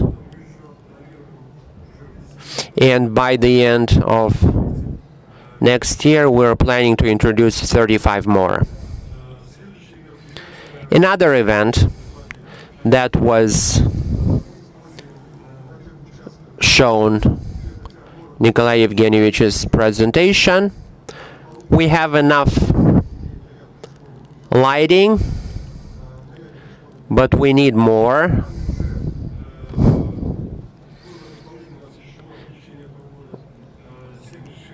"76 crossroads were lit,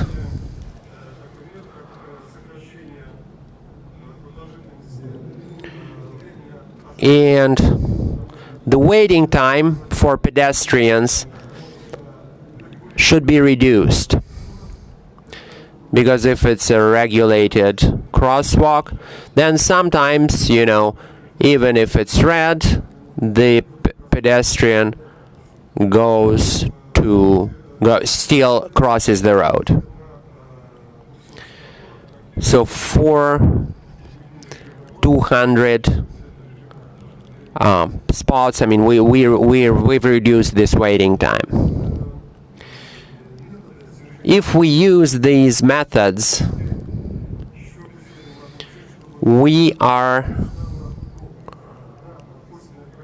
we want to achieve another goal.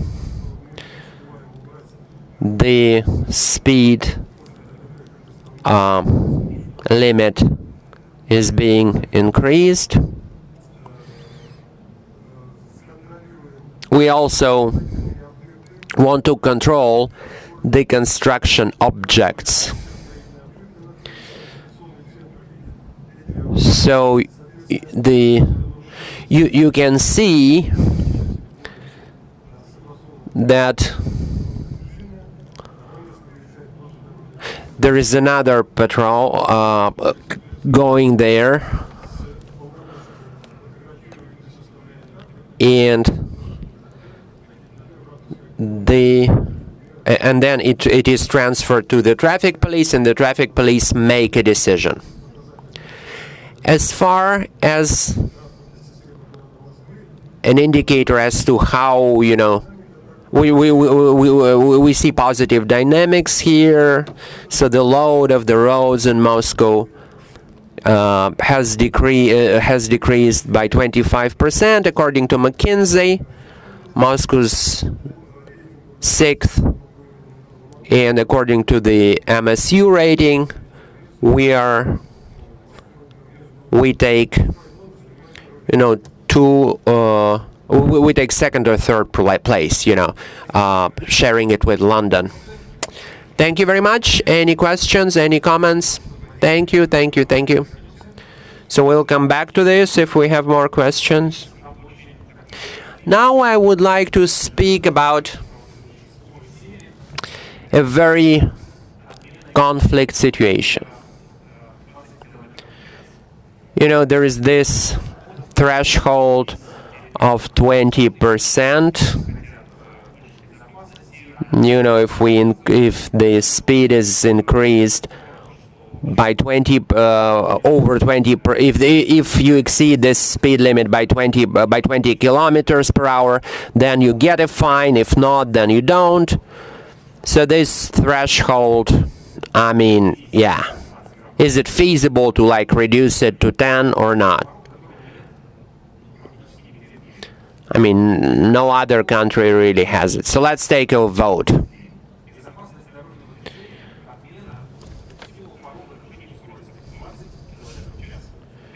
Uh, 20 kilometers per hour. It will not, resolve anything. I'm against cancellation. And number 4 is, yes, we need to cancel it. It provokes violations and, legal nihilism.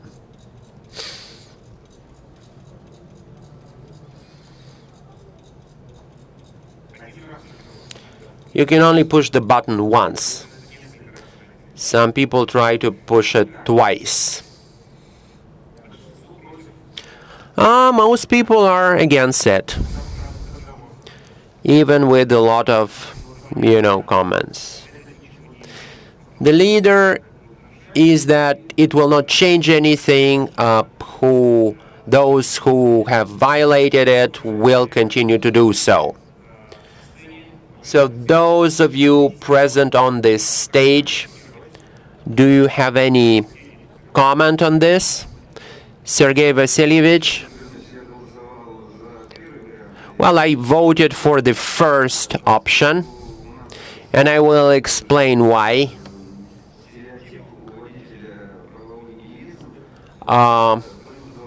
So this legal nihilism plus 20, so it doesn't coincide with, what we discussed in the first part of our session. Of course, the speed, speed influences traffic safety, but this is what Oleg Evgenievich said. It's not just the road, so when it's flat, no bumps, but it needs to be, it needs to have the necessary installations. So if the bump is removed, then we'll need to make sure that the speed limit is adequate. Sometimes it's minus 30, sometimes, it's different. So I think that here we should start this meeting by a public discussion, that is, discussing whether the relevant speed is all right and whether it doesn't contradict this threshold of plus 20 kilometers per hour. As a driver, I would not support the cancellation of this 20 kilometer per hour allowance. And as a road safety expert, I understand that we can even reduce the speed but have no effect as a result. I represent the Association of Transport Engineers, and I voted for point 1, because if we have a certain rule, it should be followed. And if we say, well, 60 kilometers per hour is the permitted speed, but it's okay to do 80. In this case, it's not a rule. But why is it 0.1, colleagues? It's not just because of the laws and rules, but laws and rules are only followed when they are reasonable. And we still have a lot of things that are not reasonable. Let's take the speed limits. Have you seen speed limits of 5 kilometers per hour? It's understandable that no one goes at a speed of 5 kilometers per hour. And now people say, well, it would be good to have a 30 kilometer per hour speed limit. But let's say that in the city there should be roads of different importance. There can be a local network of roads.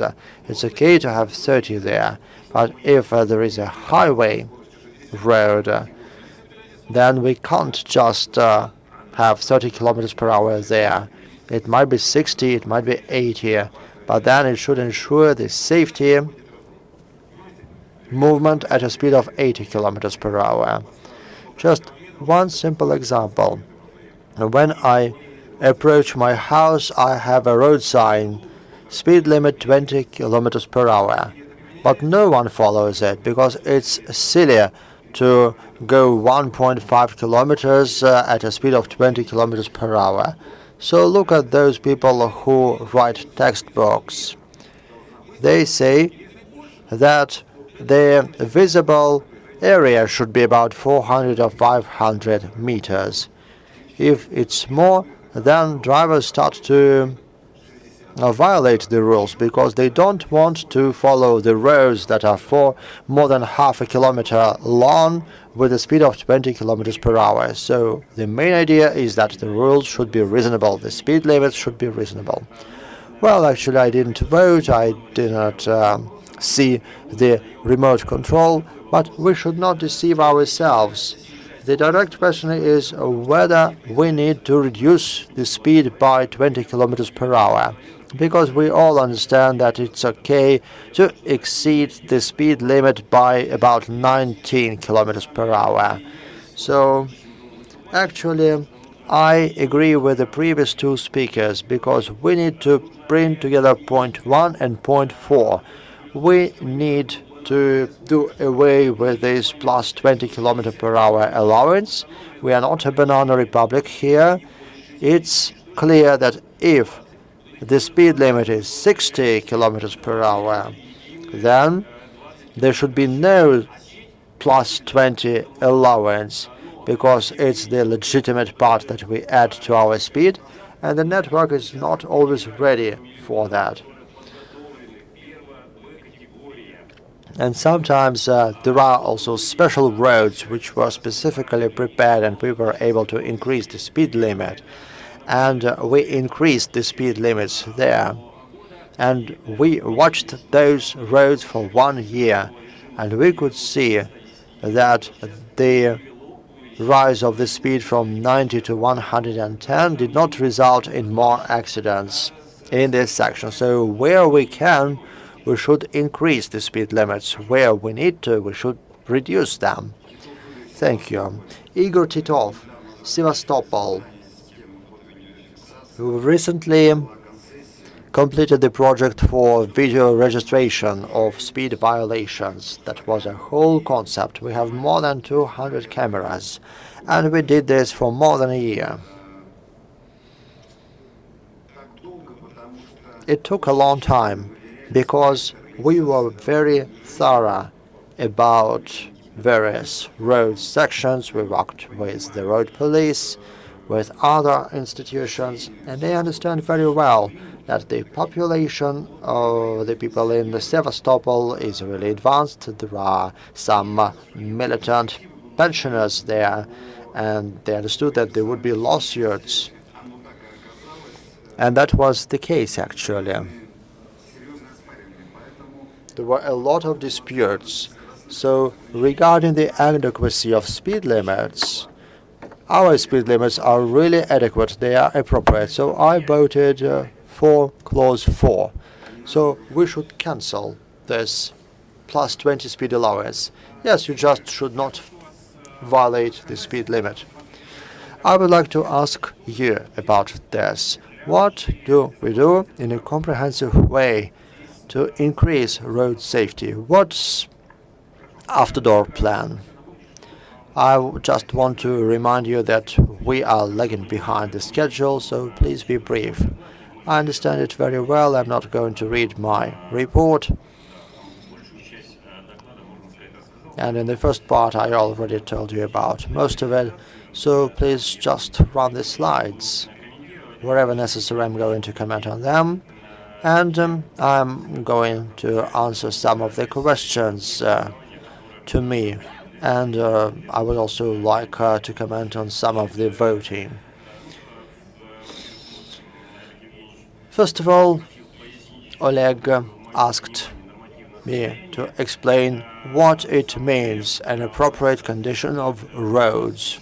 We have a ministerial decree in Russia which determines the parameters for diagnosing the road condition, and it determines whether we meet existing requirements or not.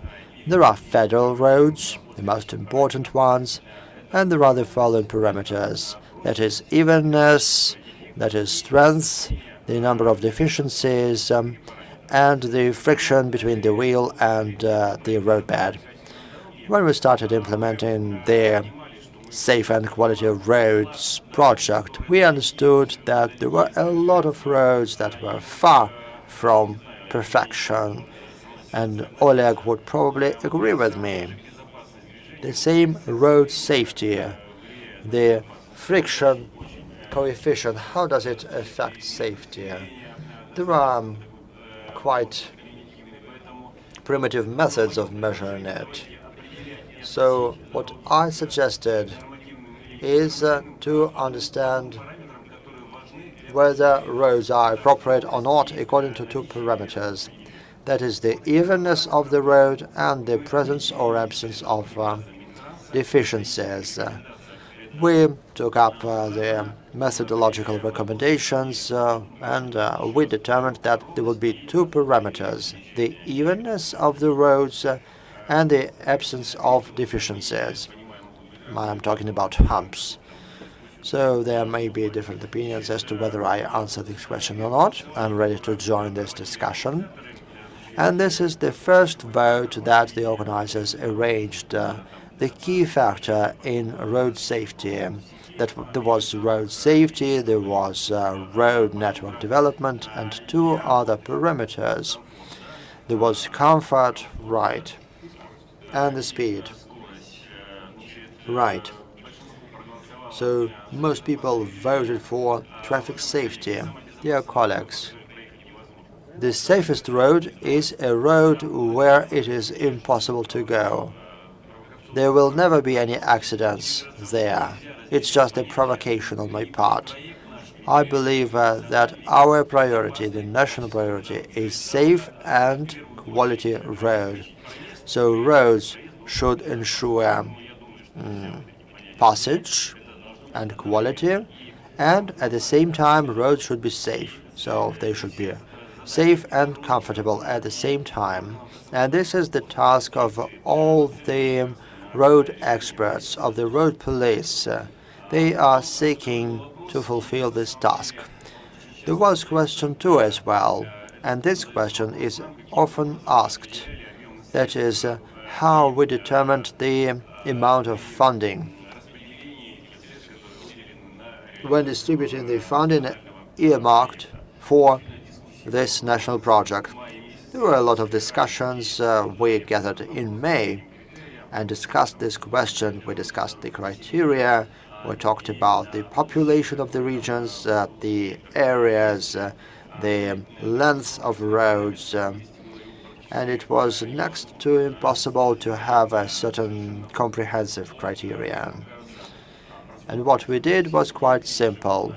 All the Russian regions send reports to the Russian Statistics Authority regarding with respect to their roads. We took this official report, and from this report we saw how many roads are not good enough, because 50% of the roads should be good enough.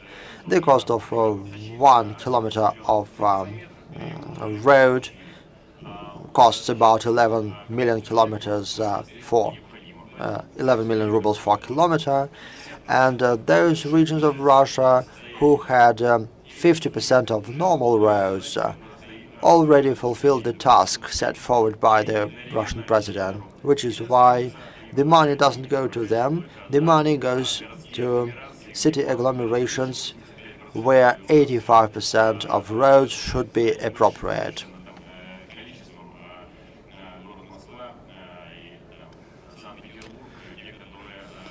Because we only have Moscow and St. Petersburg where the roads are good, and there are a lot of other cities where the roads are not good enough, so we sent a lot of money to those cities. I voted for helping those who were lagging behind, because this is a priority project, safe and quality roads. So when we heard about agglomerations with a population of more than 500,000 people, and when there were 38 agglomerations, we all understood that these are the strongest regions of Russia economically. They have a better network than other regions that only have agglomerations of 200,000 or 300,000 people.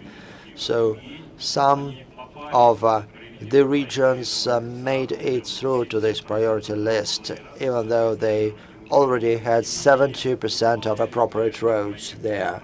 Nevertheless, we still followed this project, and we continue working on those regions under this project. What's the key factor in ensuring safety?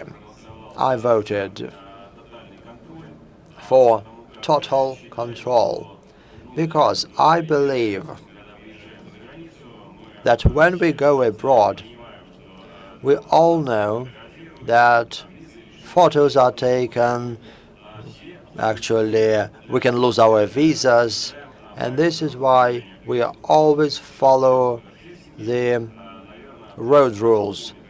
Those who went from St. Petersburg to Helsinki know very well, whenever we move across Russia, we do not follow the rules. In Finland, we always follow the rules, because in Russia there was no control. And the situation that we currently have now, the situation really forces us to follow the rules without any bargaining with the police inspector. And this is why the number of road accidents goes down. This is why mortality on roads goes down. And this is for a reason that the national project provides for doubling the number of cameras on the roads, which will help us ensure the safety of our roads. These were all the questions, and colleagues, I'm not going to read all those numbers and the priorities on national projects. I think everyone is familiar with them, and here on this slide you can see the legal documents that should be processed, that should be changed and amended and redesigned as part of the national project. You can see that there are some fences here, there are some technical devices for the roads, and actually this is ongoing work. Over the past few years, the Federal Road Agency developed more than 300 different legal documents. We keep renewing and updating the old documents and publishing new ones, because there are no ideal documents. We always have to keep up with time, and will continue to do so. This is what regards accidents. Oleg has already told us all about it in great detail. This is about the weight control. Here there are some examples there are some automatic control points. We can see that the same trucks keep violating the rules. They have overloads of dozens of tons. And when we ask our foreign colleagues when someone has violated a rule, it was in Switzerland, by the way, if someone has violated a rule and has overloaded the truck, they could not understand it for a long time. First they said, you cannot actually violate those rules. You cannot actually exceed the exile mass. And I said, well, what if someone made a mistake or what?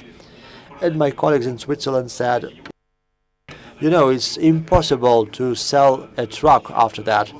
You have to sell it by spare parts. So they have a very strict system of punishment. And you can see some examples here. I believe that quite recently we remember a Primoria region case when there was a woman and a girl who were crushed by a truck that violated a rule.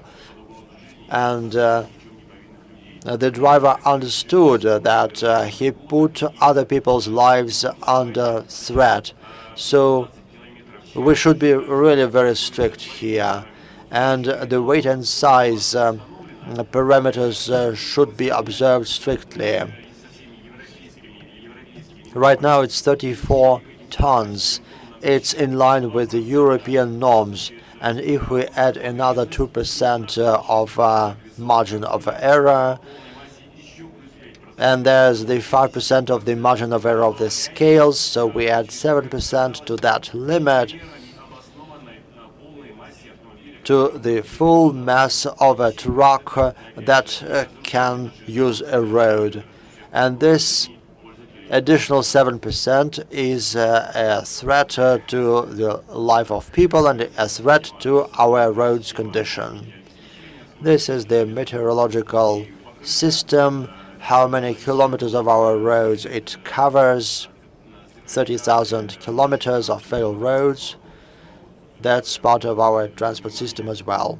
Thank you. I'm ready to take your questions. It's time to ask your questions. Any comments? Please. Well, if there are any questions, we'll ask them. Thank you. Alexander, you have the floor. You can talk from here. Thank you. I would just like to make a comment. You are quite right when you said that we need to update the documents, but some new documents have to be drafted. That is the methodology for the required level of comfort of movement of traffic, because we understand that in the cities we have a pretty poor situation in terms of the lack of comfort of movement. The Ministry of Transport has also developed an order on movement, on traffic organization, and it covers different types of roads, different speed limits. So what's the point in this document?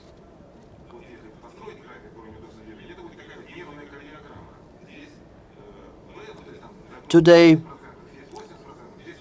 some roads are loaded by 30%, others by 80%, and so on. It's very uneven. As a result, there are great differences in the speed of vehicles. As a result, this provokes accidents. The normal thing is when there is a certain speed limit for roads of certain categories, and then there should be solutions all over the roads, or the entire network of motorways. In this case, we will have a more even traffic, that is the minimal number of accidents, minimal exhaust gases, and the appropriate speed. And this is how we can improve coordination in the traffic system and increase the overall speed of movement. And we could have a special document which would include typical decisions, typical solutions, because it's really great. Sometimes we can see roads that are terrible. There are a lot of road bumps there. And the next step to be taken is to ensure the appropriate level of movement comfort. This is both the comfort, the safety, and the quality of the road. Thank you very much. We keep talking about the experience in the regions. Is there any progress there?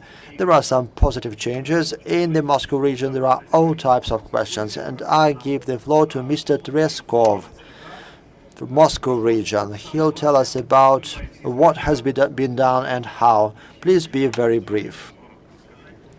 Thank you, colleagues. I'll try to be very brief. The Moscow region has done a lot of work recently. We updated all our work concerning road safety. You can look at this slide. And you remember that as of the 1st of January 2016, the Moscow region was in the 56th place. In terms of the number of deaths, it was 17 people per 100,000. And there was 1,081 deaths. And that's the greatest number in the entire Russia. We were in the last place here. And we had 250 dangerous locations. We understood that the situation was critical, and this is when we started reformatting our work. We chose several priorities. First, whenever there is an accident, we should respond to it immediately, particularly if someone died. There are emergency response teams, and they make sure that there would be no repeat accident in the same place. Furthermore, there is systemic work aimed at repairing all the routes and having planned renovation of the roads. We conducted a detailed analysis of accidents throughout the previous year. We identified 5 typical cases when accidents happen. Then we took 10 roads with the greatest number of accidents, and we started working on those particular roads. We did a comprehensive analysis of those 10 car roads, and we identified the events, the measures to be taken on each road. There was a special team that was set up to remove all the deficiencies, and we developed software to take into account to record all the accidents before and after those measures. And then we signed a contract for comprehensive video and photo reports. Right now we have 1,300 cameras with the appropriate software. They started working efficiently. Just one example, within the 3rd quarter this year, we took 1,200 million fines. This proves that these cameras are efficient. Here are the traffic routes, and you can see this example. This is the critical road. We analyzed those roads with our colleagues from the road police. We decided where a fence should be installed, where the pavement should be built, where some ropes should be organized. We included all of that in a detailed plan. As soon as we started implementing those things, the effect was immediate. That is, reduction of accidents by 34%. We spent a lot of money on that, and you can see that there are a lot of metal fences, there are pavements. And this year is the first year when we did a lot of payments around the region, and we'll continue this work, particularly in dangerous locations. We installed 1,300 surveillance cameras. We started to provide lighting for our streets. We have 14,000 regional roads and only 1,500 kilometers of roads were lit. Now, annually, we light several hundreds of roads every year, and it really improves the situation with the accidents. We do this in a systemic way, and I'll go back to this slide.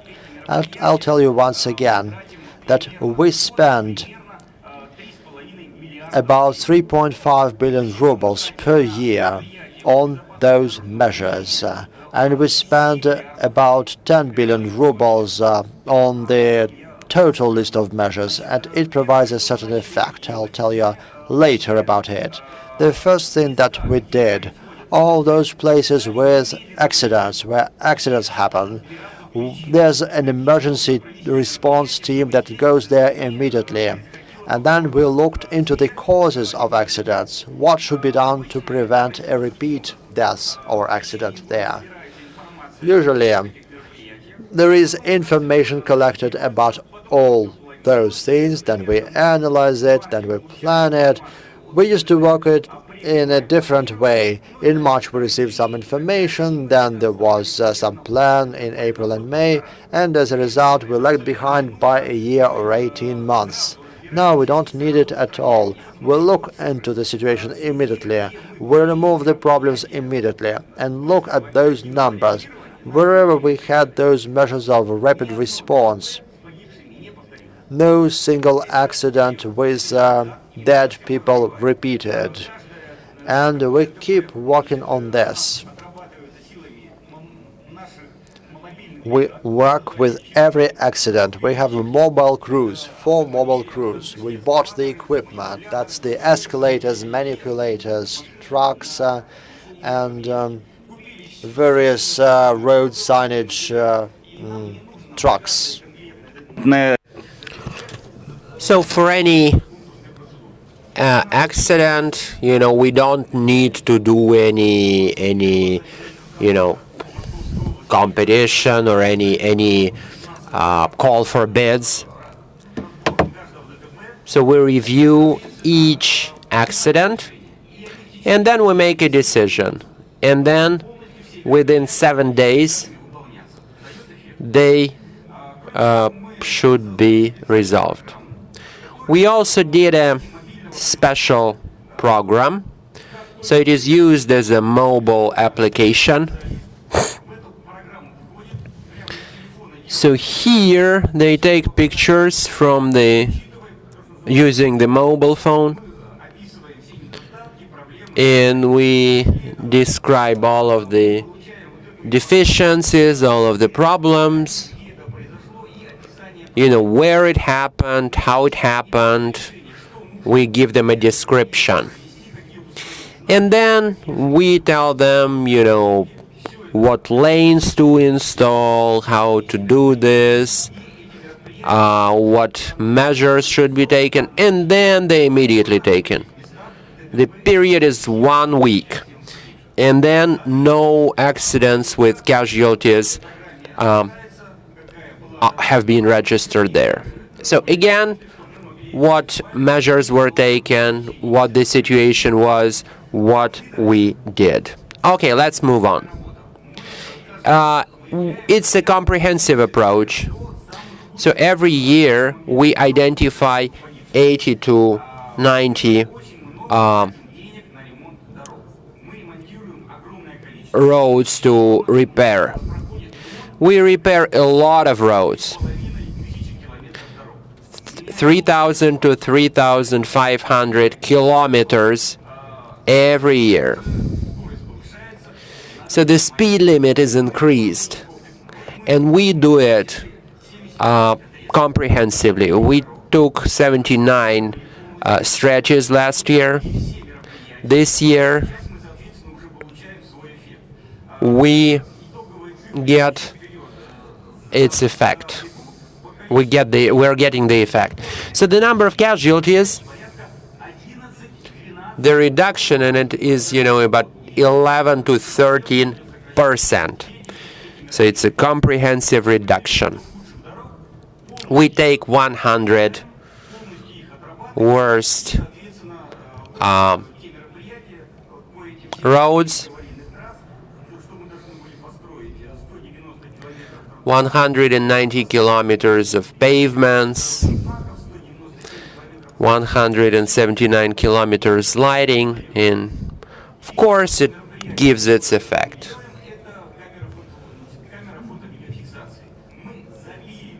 So we put these cameras everywhere.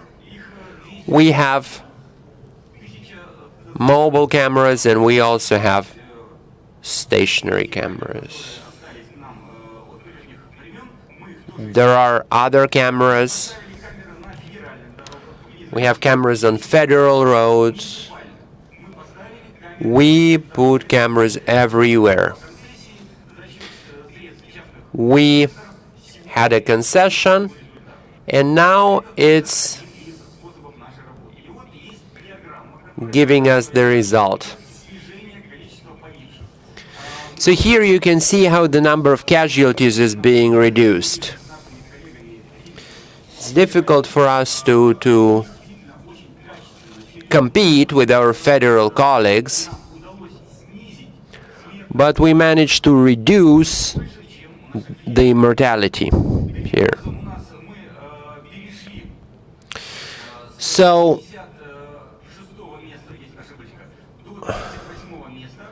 from the 59 to, so we are up 18 places in the rating. So every day we see, what we had and such. Is number 59.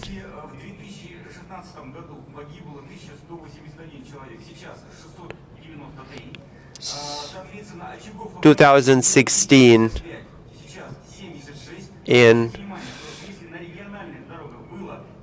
place in the Russian Federation. Place in the Russian Federation rating, casualty 56, and for the 9 months of 2018 we have 38. So these events are taking effect. First, immediate response to all of the accidents with casualties. We do it together with the traffic police, and then we do all of the events that we have planned. We don't spare money. And then we have cameras of photo and video fixation. So we'll increase this number at least twice. So we'll, achieve this result. Thank you, dear colleagues. Thank you very much. Have a question. This experience with mobile crews, planning the budget, is it realistic? How can it be scaled for the whole country?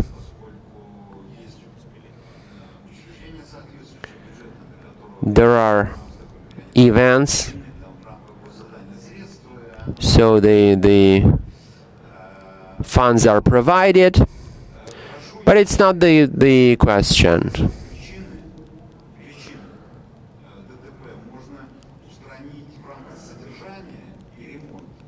I mean, they can be reduced in terms of the content and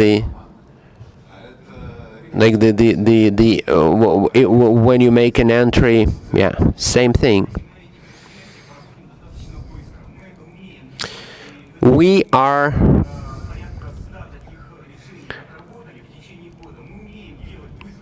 doing it. We're doing it fast. We can do tenders, barriers,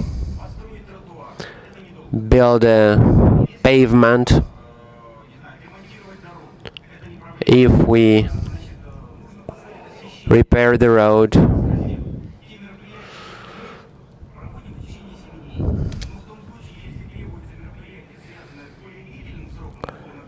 So,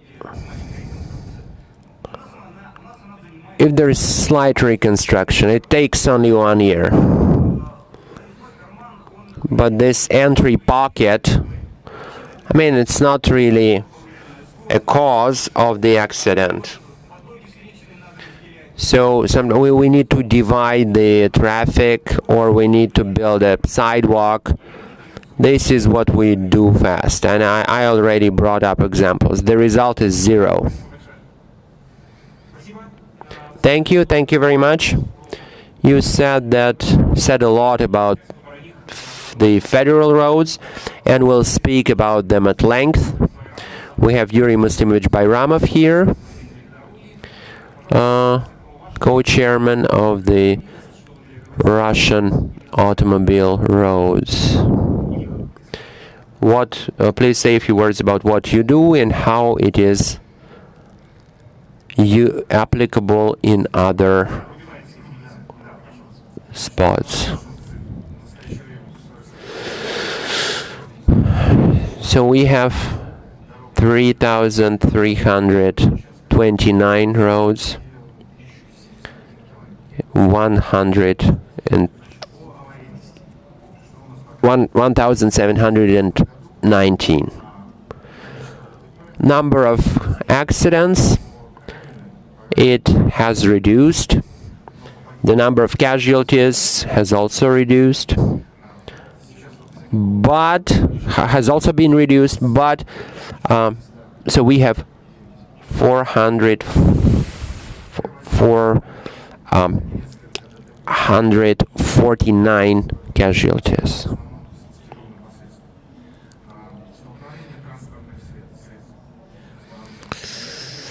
So what is the ratio here? Only 8% of them is when they go or drive in their own lane. So in 2017,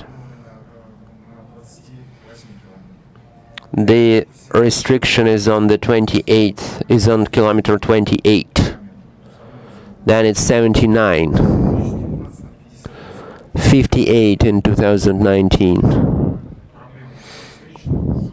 So it will resolve this problem. So it needs to be improved. When pedestrians get run over by cars, we're speaking about freeways, high-speed roads. What we're thinking about is how to take the pedestrian off the road. So we'll continue in this.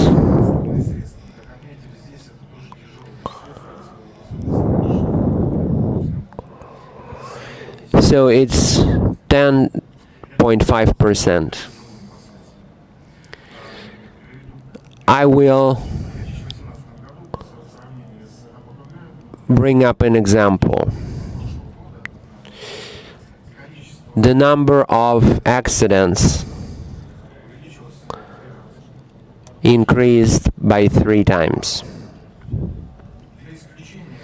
To remove this type of an accident, we use yellow lane markers, 3.27. And we work with local administrations, with regional administrations on, making more parking spots and so forth. We'll continue this work.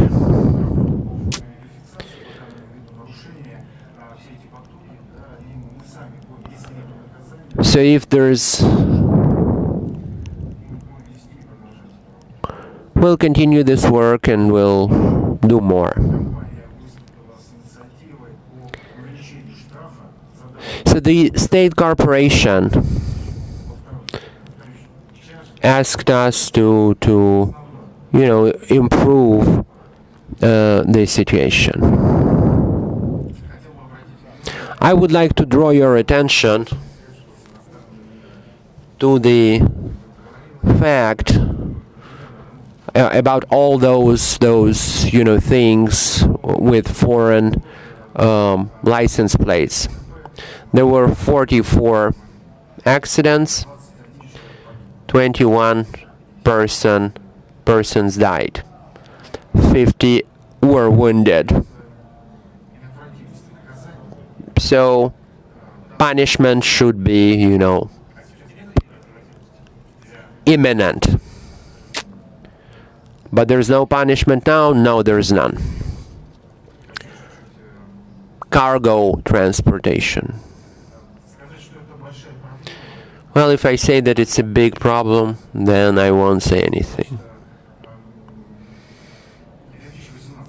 In 2018,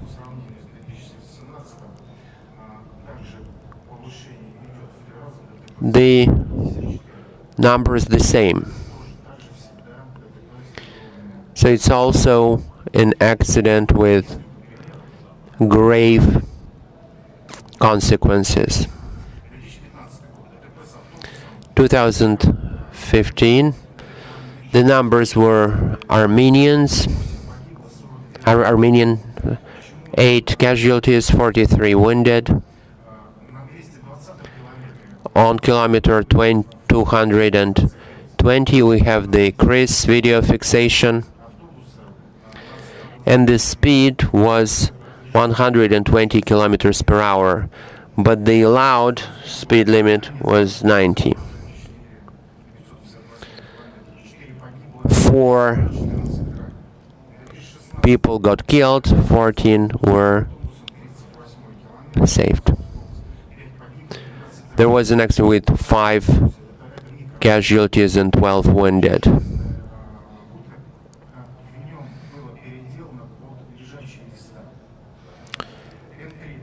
M3 to kilometer 220, 8 wounded, 8 casualties, 12 wounded.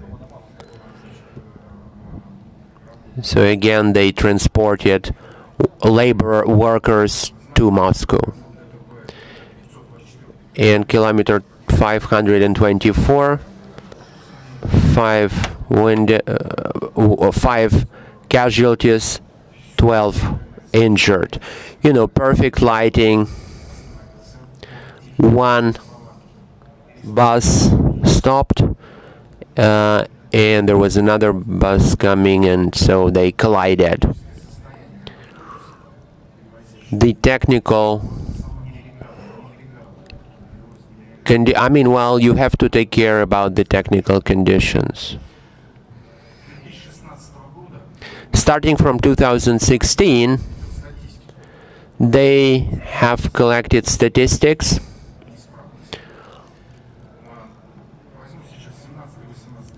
I will take years 2017, 2018. Only on 600 kilometers of M4, it made about 700 stops. Over 500 stops on the same stretch. So we are collecting these statistics. We enter the model, all of the video materials, basically everything, the route and so forth.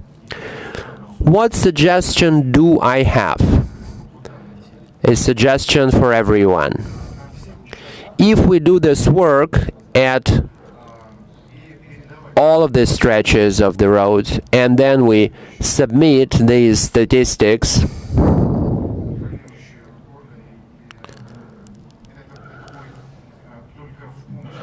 then it will be, the same thing. We are doing this work, and then we will have to fill it, to submit it where necessary. Because, there are buses and it's hot in summer and cold in winter. Propaganda is important, of course. Working with children. I would like to thank the traffic police very much. Thank you for working in kindergartens and in schools. Children are very responsive to what they are told, and very often it is children who tell their parents, buckle up. It's very good. What comes to mind is that there is another iPhone that's coming out, but we don't know what's going to happen if the traffic conditions are not observed. So time's up. Okay. Dear colleagues, so I will draw a conclusion. Let me reword it. Up till now, I've worked at M4 in Voronezh together with the Ministry of Emergency Situations and together with the traffic police. We went to the most serious accidents. I would like to thank them very much for that. And so we analyzed the consequences.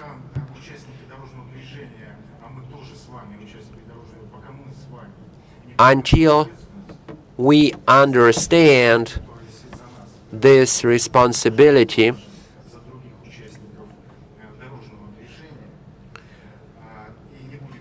and until we put this blame onto the traffic police.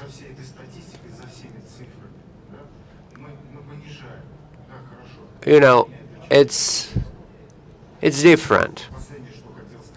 And the last thing I would like to say is that it is an integral part of our work. Thank you. Thank you very much. And now let's have a vote. What roads do you currently consider as the safest? Choose one option. 1. Federal, 2. Regional, 3. Municipal, or 4. Toll roads. What's the result of the work of everyone who is here? What are the professionals' estimates? Please choose one of the options. And I will ask you to comment on the results of the voting. 4, 3, 2, 1. So, the toll roads. When? And it's quite predictable. Is that right? As for regional roads, let's say a few words. They are on the last place here. Mr. Starygin from Rador Association. Can you comment on the results of this voting? Your association brings together the owners of regional roads. Why do we have the problem and what to do? Good afternoon, dear colleagues. Actually, the results of the voting really confirm the statistical information on the road condition. We can see that the federal roads are much better now. About 6 years ago, only 38% of those roads were of a proper condition, and right now it's 78%, and the plans are to increase this number to 85%, so they're all in a good condition. Unfortunately, the same can't be said about regional roads. Only 43% of roads are in a normal condition.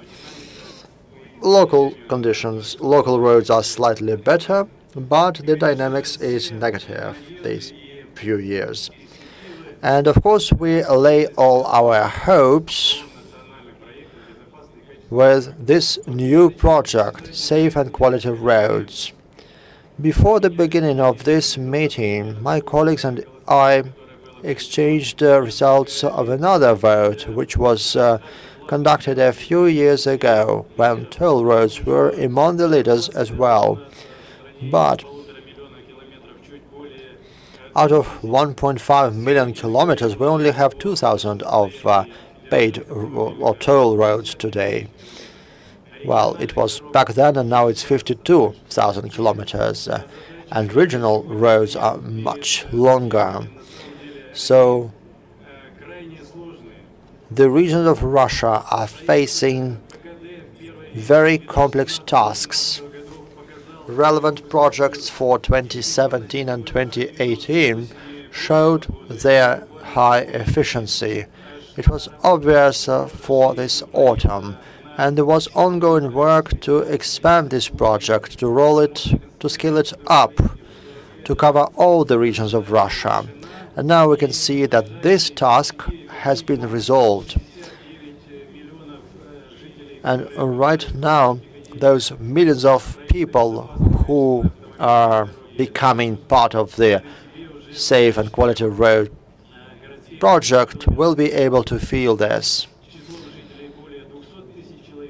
It's hundreds of towns with a population of more than 200,000 people, and in 50% of cases the quality of roads should improve.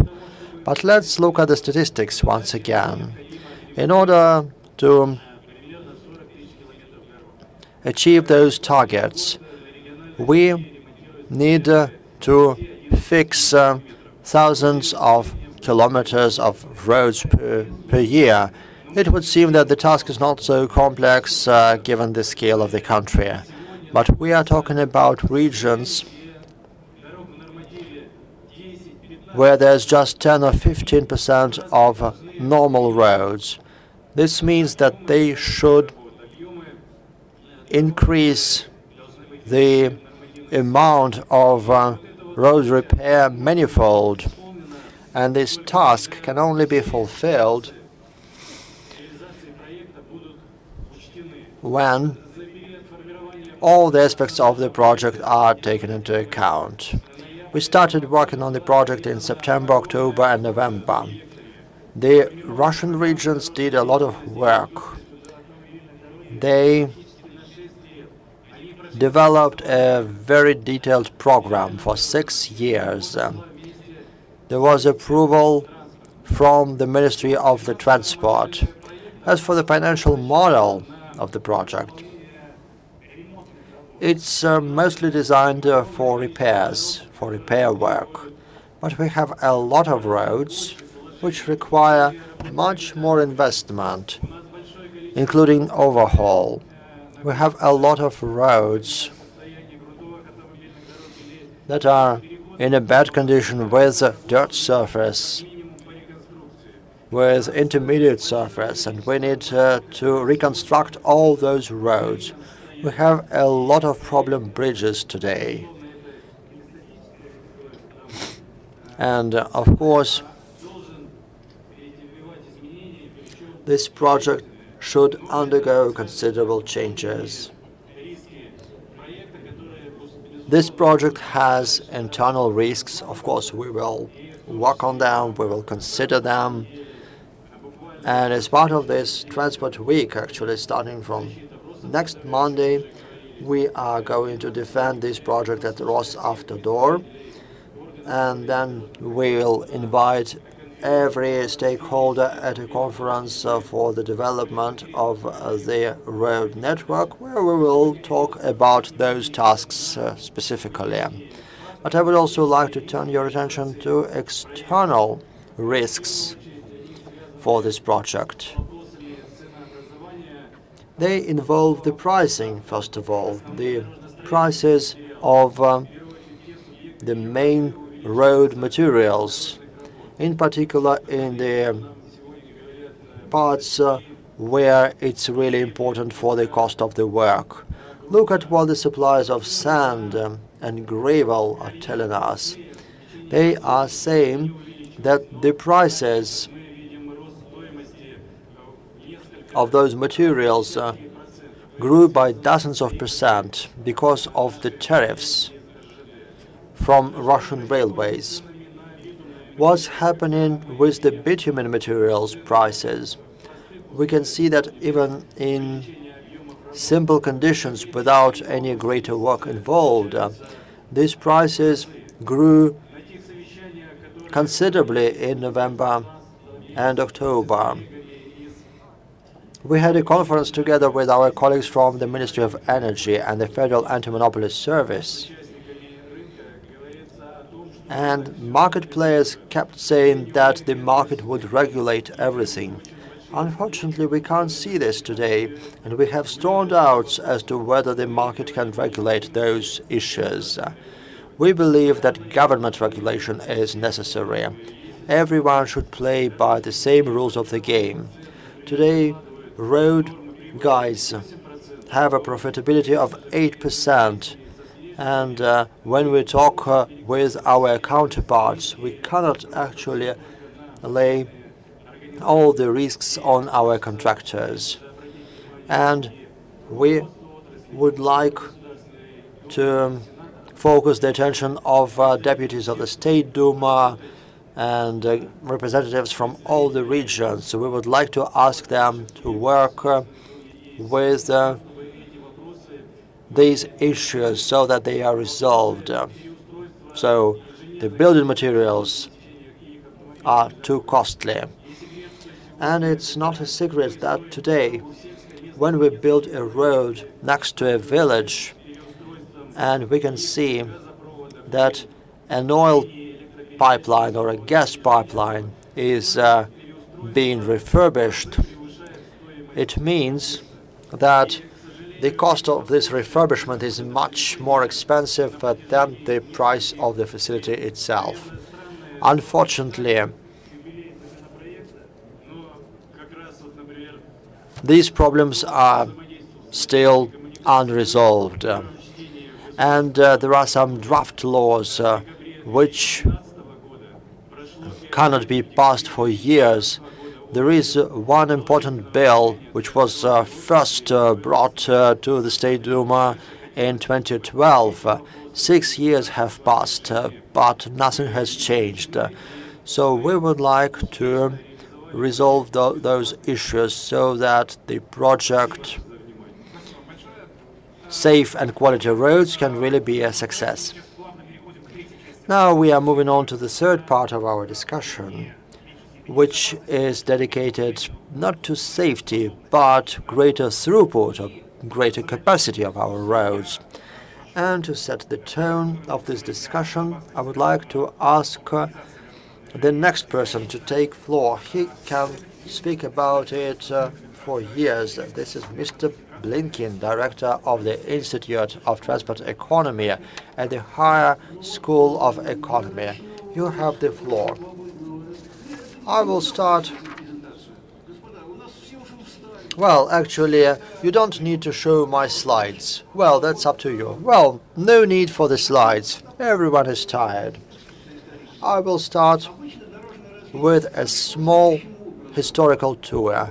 Usually, this is how countries are developed. It was before the invention of the car. First, there was the exploration of the territory. And then, when cars appeared, countries resolved the issue of capacity. Unfortunately, this all coincided in Russia because when I read a certain book in the 1970s, it contained the following phrase. That's one of the methods of determining the capacity of roads. Invite a police inspector, organize an artificial traffic jam, and calculate the capacity. And actually, the author didn't even think that there could be traffic jams without any police inspector. So over the past 25 years, the situation was like this.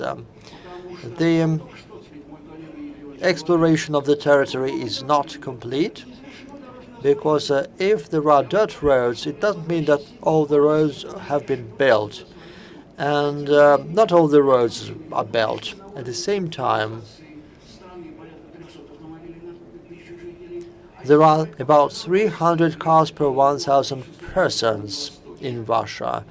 And there are many more cars in Vladivostok, in Russia's far east. So that's the challenges we are facing. And the density of roads is really bad. So we have to resolve all those problems together. So how do we resolve them?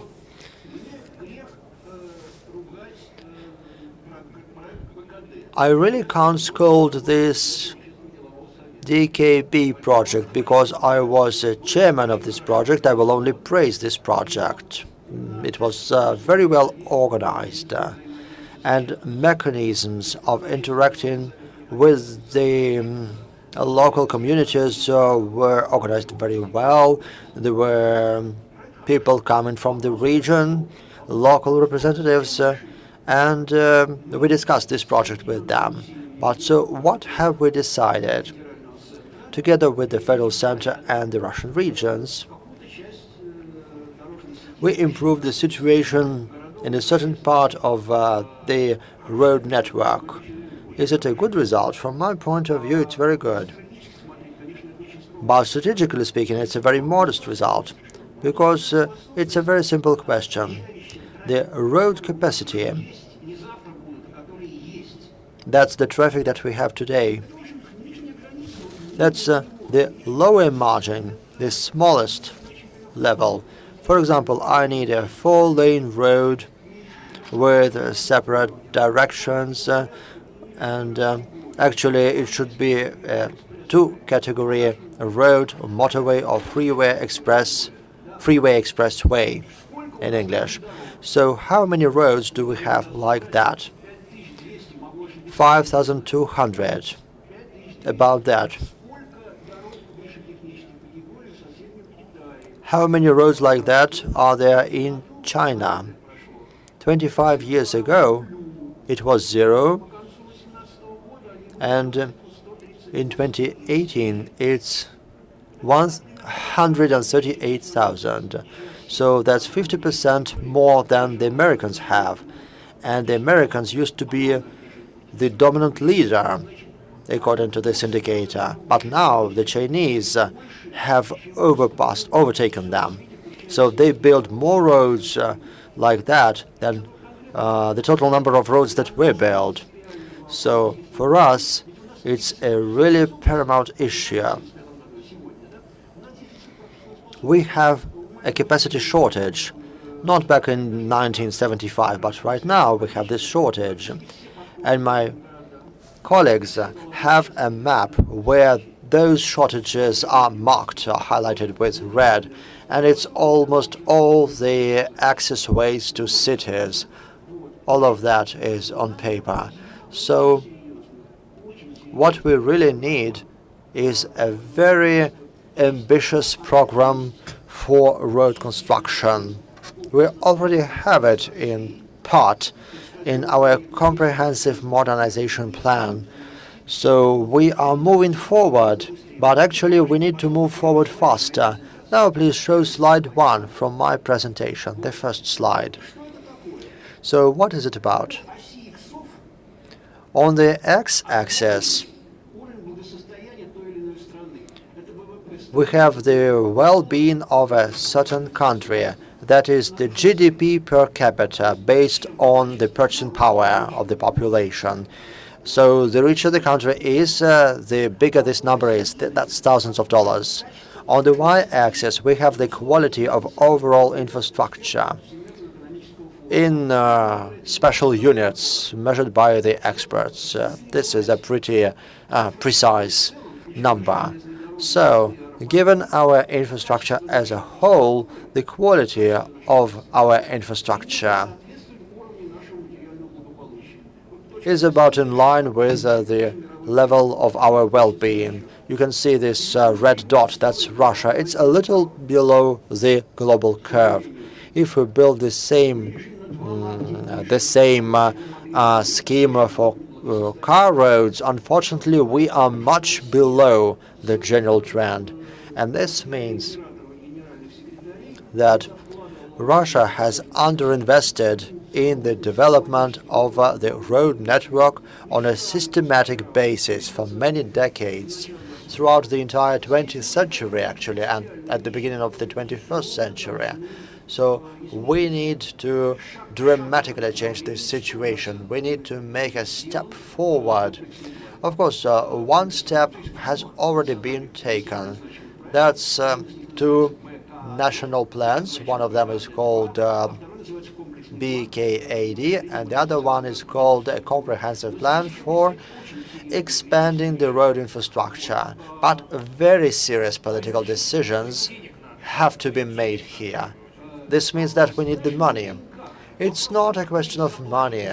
It's a question of who is going to pay them and for what. Because just saying, give us money, it's counterproductive. Any industry would say the same. The question is as follows. Right now, we are paying for the roads in a very complicated way. Actually, this has nothing to do with the use of roads. The world will soon shift to a different approach. I mentioned this at one of the previous sessions, at the GLONASS session. The world will shift to the approach connected with the normal use of roads. It doesn't concern any gas taxes or car taxes. We also have GLONASS in Russia, and this allows us to measure how many kilometers I did in my car per month. It's like electricity. It's like how much electricity I consumed, how many kilometers I ran from Kostomy to Kiev, or here in Moscow in Mesnitsky Street or Nikolskaya Street. All of that can be measured. So the road sector becomes the normal one. It's not about how much money we should invest. If you used a certain road, you pay for that. So you pay according to how many roads you used. And this is possible. This is the simplest way. It means pay as much as you used. And we should forget about those toll roads, about those bypasses. The whole road economy will be better coordinated. It will be a normal market industry. In the era of budget financing of roads, we made some really poor decisions. It seems that we should enter a new era. Actually, I'm a driver myself, and I'm sorry about the drivers, but it's the drivers who will have to pay for that. And then we'll have to improve our road conditions, because I'll start with a sad thing, and this is how I'm going to conclude my presentation. Whenever Moscow adopts its budget, I do a very simple math. I calculate the road cost ratio, that's how much the government, or the city of Moscow or the Missouri state, how much government has spent on roads, streets, everything and anything, and how much the users paid for that. So when I look at the Moscow budget, it's very simple to calculate. So I calculate the budget, and I calculate how many car users from this region or a city paid in terms of the tax, the petrol tax, the transport tax. There's also the parking tax in Moscow. So this road cost to users payment ratio, how much they paid.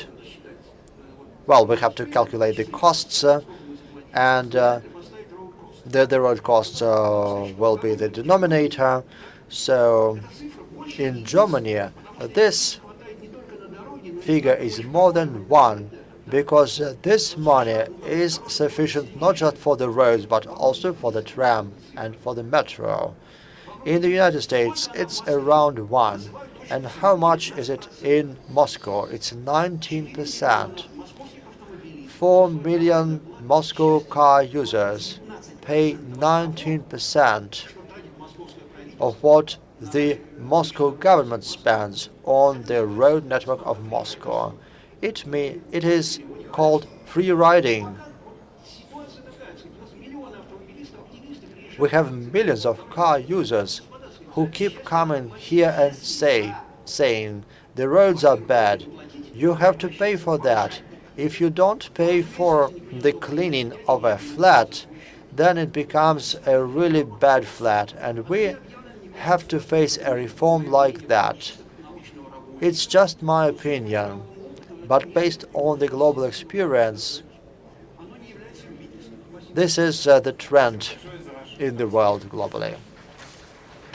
Давайте теперь к конкретике.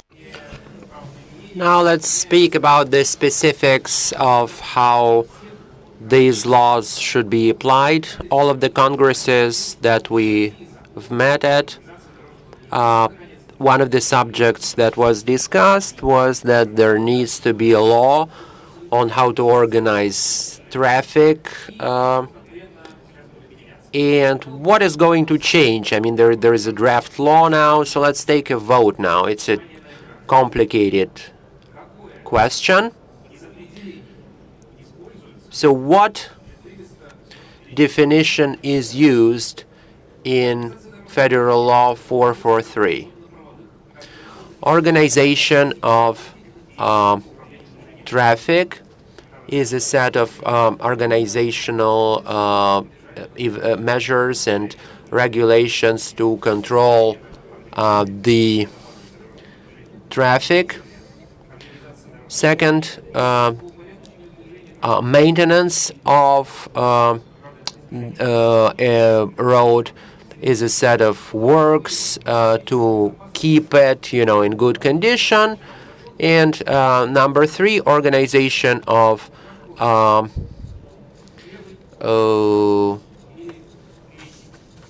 road traffic is activity for putting the traffic in order. So most of you think that the third paragraph is used in the law. And Evgeny Litvin will tell us which one is used in the law. From the Committee for Organizing Traffic. And then we will speak about how it will be applied, this law. Good afternoon, dear colleagues. About a year ago, and only half of the professionals know the answer. How to organize traffic, and only 55% voted like this. So what it shows is that we had over 11 months to develop this law, and hardly anyone understands it. And now there are even fewer people who understand it. There were too many questions, too many things to discuss. So we decided to prepare detailed answers.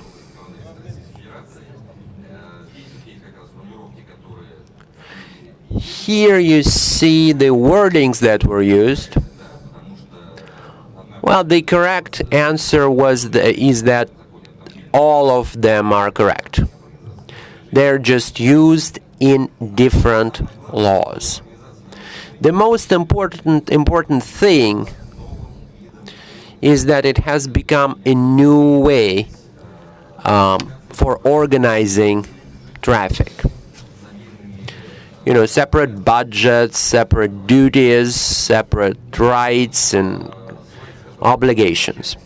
This slide I would like to start with. For the first time, we set the right priorities. And the throughput, this idea of throughput, is absent here.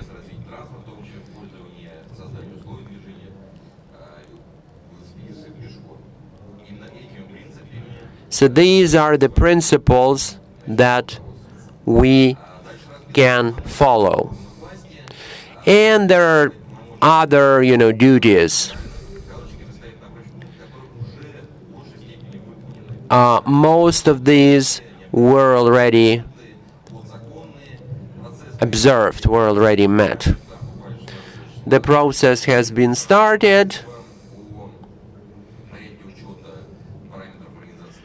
How to organize traffic, and in the upcoming several days they will be met. By December 30th,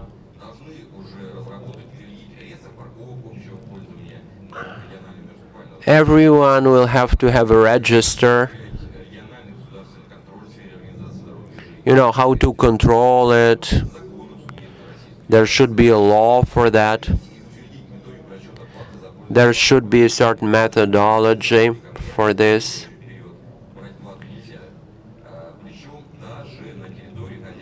Even because, sometimes we cannot,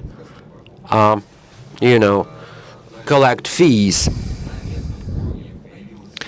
At a local level, there is another thing, register of parkings.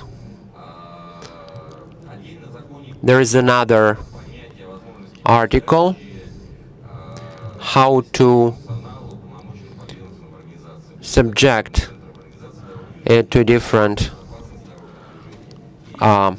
agencies of the executive power. So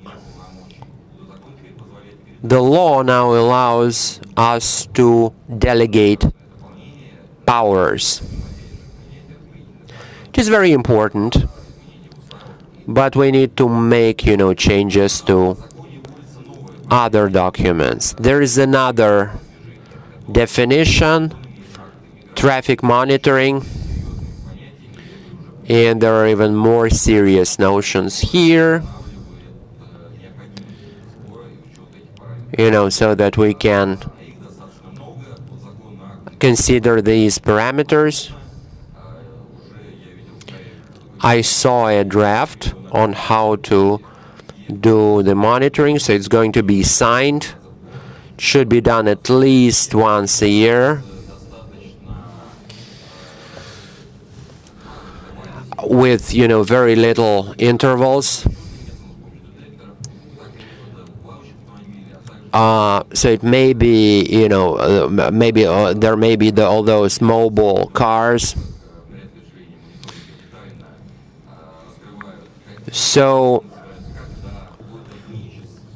what data are collected when, all those sensors, meters, and so forth. Then they are analyzed, and there are different levels of maintenance. Because there are different levels of maintenance, and again, it is a parameter for the state control. Then it needs to be subjected to the Russian Federation, to the government of the Russian Federation. All of the data on traffic will be processed, and then it will be clear, who keeps track of it and who doesn't. There is an article about how effective it is. So the data on the effectiveness are also submitted. So within these measures, the powers have been, better regulated. Traffic lights and so forth. The Ministry of Transport have developed a lot of methodology documents on the Ministry of Transportation website, and their methodology documents. Potential, blockages, how they block off the streets when they do roadworks. So if they do something incorrectly, then it can be subjected to the state control.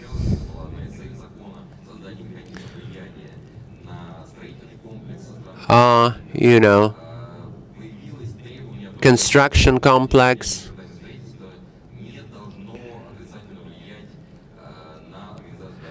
It shouldn't, really be agreed upon. It's already used. How effective it is, how effective the organization of traffic rules are. How effective the organization of traffic rules is.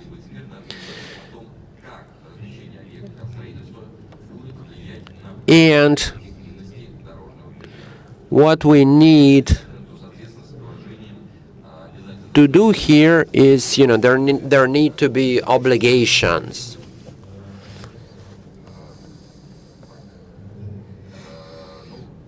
Okay. So there's more documentation here. Another thing seems like a simple thing, but it's not. The placement of technical means for organizing traffic is not there. So it may be, it may become illegal. So if there is no sign,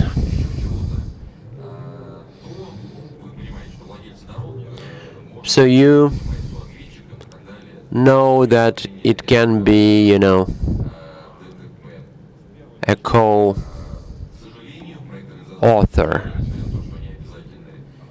Even though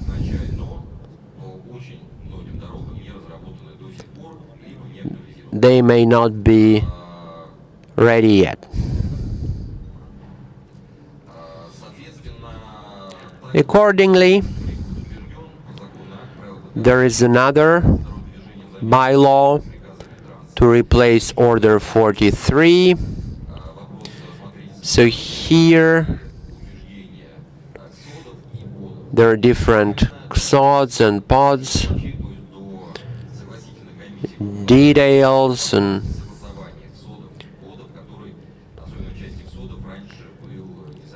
so they need to be aligned.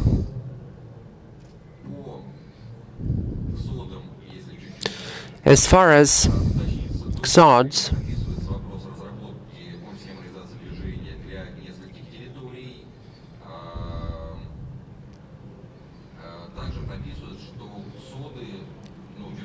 XODs are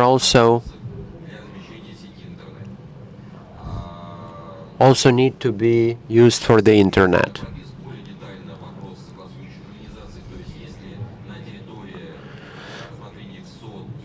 So if there is a federal road there, then it needs to be agreed upon with the federal agency. And there is an additional law with other, municipalities.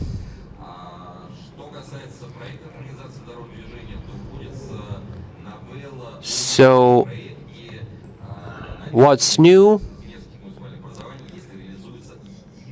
If there's a single thing, road signs, separate lane, if it goes from one municipality to another municipality,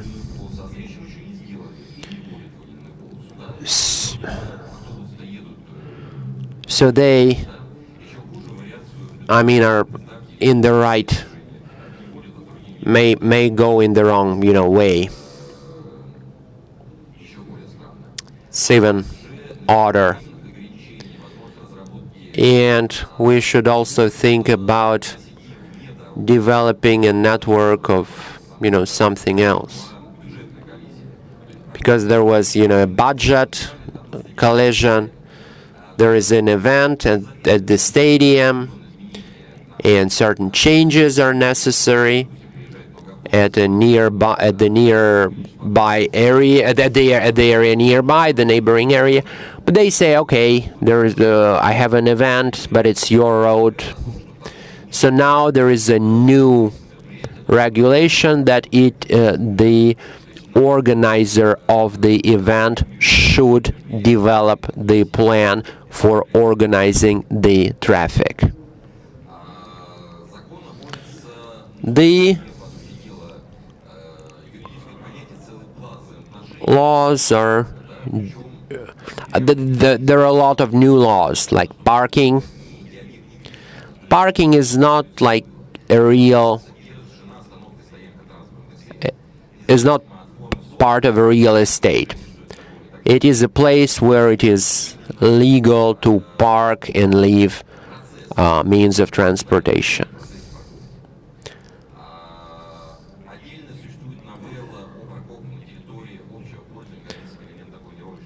Parking, how to plan it.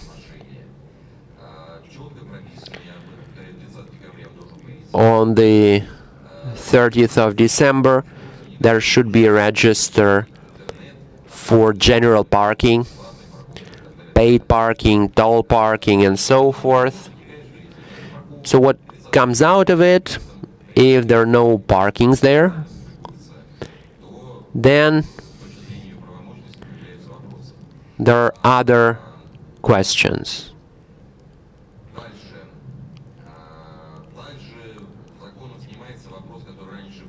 The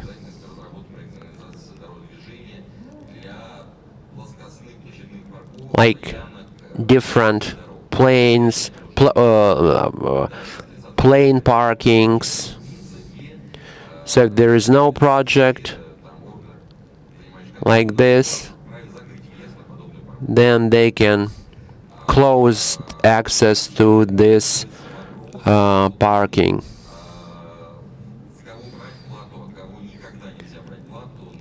It is also mentioned who to collect tolls from and who not to collect tolls from. So it should be accepted, this law. Who is granted this right for free access and who is not. This list can be expanded, but we need this law. We have it in Moscow, but most of the subject areas don't have it.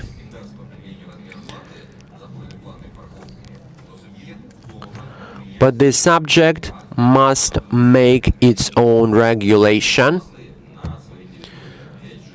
certain fees on its own territory. I know that this document exists. What comes next? There is a regulation that the population need to be informed about paid parking and what problems are resolved.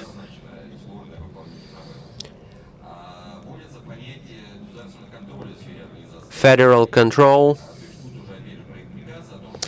There is a draft law, and it should be the responsibility of the federal control. So it is in the competence of the regional authorities. The supervision is still left with the traffic police, but control is the control over the observance of Federal Law 443 in observance, supervision is, it should be the same.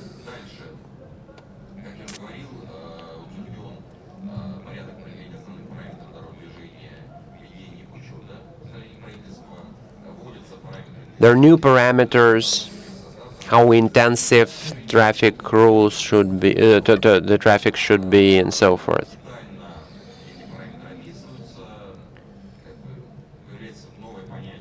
There is a new notion,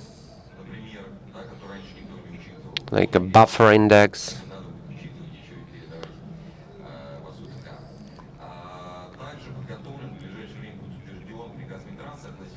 There is an order by the Ministry of Transport how to maintain it. So there is another classification, how to organize traffic rules, subtypes of works, how to allocate budgetary funds. And we need to use this classification. Another important thing, some people can lose their place of work. A list of professions, both on behalf of the contractors and customers. 6 positions are entered. Organizations, so on and so forth.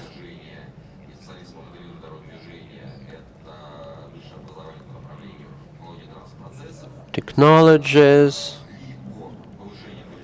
or an increase of classification, safety, transportation, and so forth. The requirements come into force starting from July 1st. So if you don't have the right education, there is a requirement for, experts on XOD.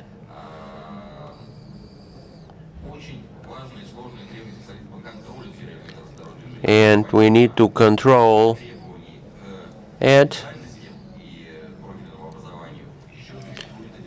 So there is also a requirement for the salary. Thank you for your attention. So if there are questions on the documents, Dmitry Evgenievich Osipovsky can answer them. I think so. Thank you. Я бы, Дмитрий Евгеньевич...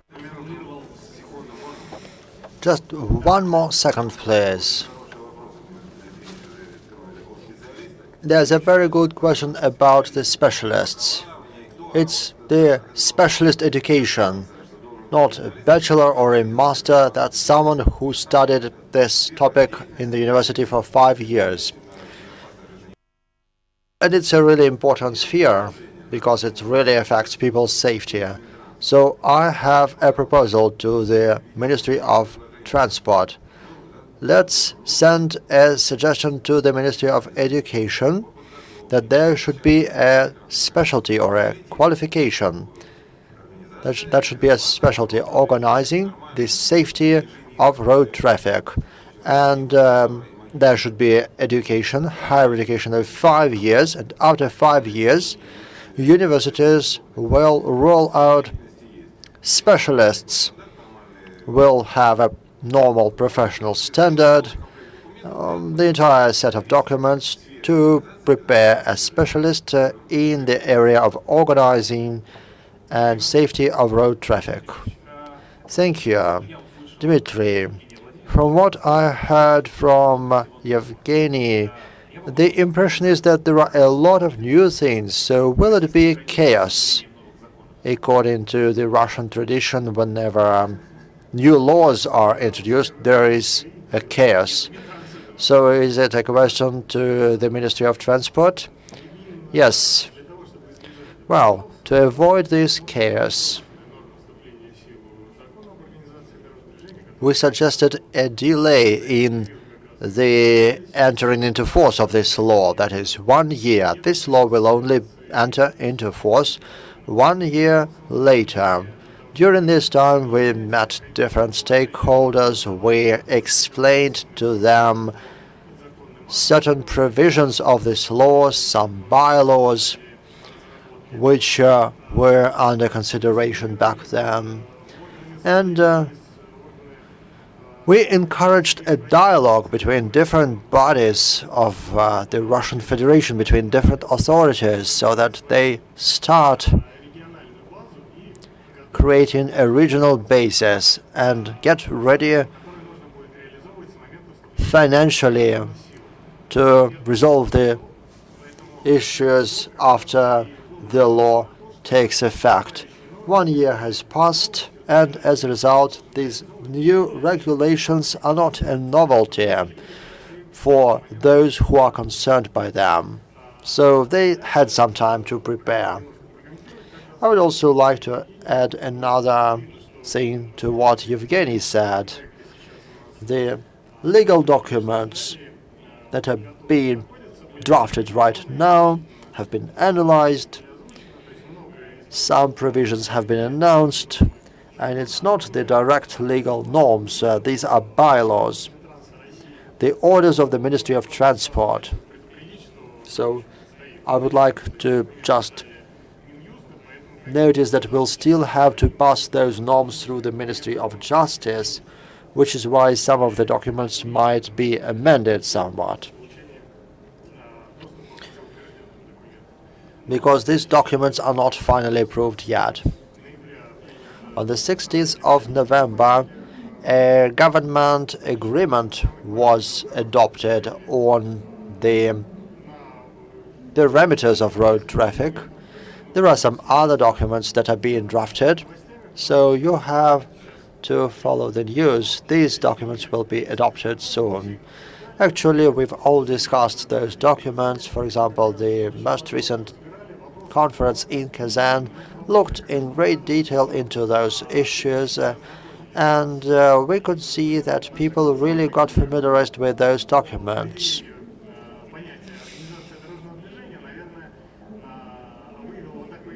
And if we talk about traffic safety organization, I believe that I could see that people are familiar with different documents that regulate this area.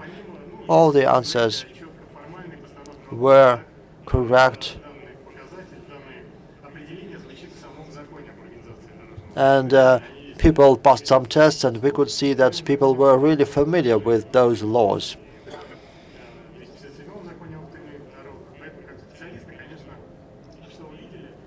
So I can tell you that you did see the. I can see that all people knew the documents. That was the purpose of our survey that we had back then at that conference. I would also like to emphasize one more task that we set when adopting one of the recent laws that went through the State Duma. At this Duma stage, it underwent considerable amendments. The State Duma deputies looked into this document very thoroughly. They collected a lot of opinions, and then those opinions were discussed when this law was amended. So this law really focuses on fulfilling the needs of people. So it's not just about safety of the road traffic. It's not just about the appropriate condition of car roads. And it's important. People's life depends on this. But it's also about the speed, how much time we can save when we move from A to B. That's the most important task behind that law. Reducing the costs of transporting passengers and cargoes. That's our saving, the saving of legal entities and the government as a whole, the nation as a whole. We hope that all those laws and bylaws that we prepared will help us organize this activity in a systemic way. We are all professionals here. We worked on this for a long time, but there was no purpose initially, that is, saving people's time. And this is a proper goal, which is why, because of the lack of this target, there were some negative aspects. Some people were not qualified enough locally.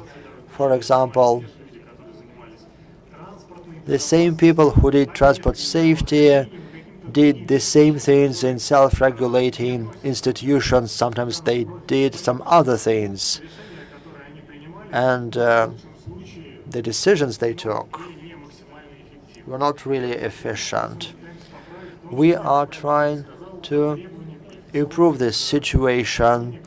That is, we set certain qualification requirements to those who are in charge of organizing road traffic. And in some places there are traffic jams from year to year, every time in the same place, in the same location. Who is to blame? Who is responsible for inefficient organization of road traffic? And to find it out, we need to have a system of values, objective values. The subjective thing is that we are in a traffic jam every day, and the objective ideas is what measures need to be taken to improve the situation here, how to evaluate the efficiency of those measures. And the law prepared by the Ministry of Transport gives us a clear-cut set of criteria that the federal and regional authorities can use to evaluate the activity of certain officials. So this responsibility of a particular person is really important. There is a specific official who should fulfill a certain task. So we believe that before this, the system was not efficient, and now we hope that it will become efficient. As to this emergence of a chaos, there will be no chaos, but of course there will be a transition period. There have been radical changes in the legal documents, and of course in some places this new activity will be organized faster, in other locations it will be slower. But anyway, the Ministry of Transport, after publishing those documents, will keep controlling and monitoring those comprehensive schemes of organizing road traffic, because that was a presidential decree of 2015 which anticipated this law somewhat. And I should say that this work has already been organized, even completed. And I believe that people already have an understanding of what needs to be done. There's a thorough analysis of the local situation. There's a list of measures that have a specific balanced schedule, and as a result people will be able to assess the efficiency of those measures. And Evgeny rightly said that we are planning to collect this information in a centralized way. This includes the indicators and various parameters of road traffic. There will be a single system of registration of cars, which is called ASUTK. It's not just some information that we receive from the regions. It will be real-time online information. We'll see where these documents are developed and what the effect is.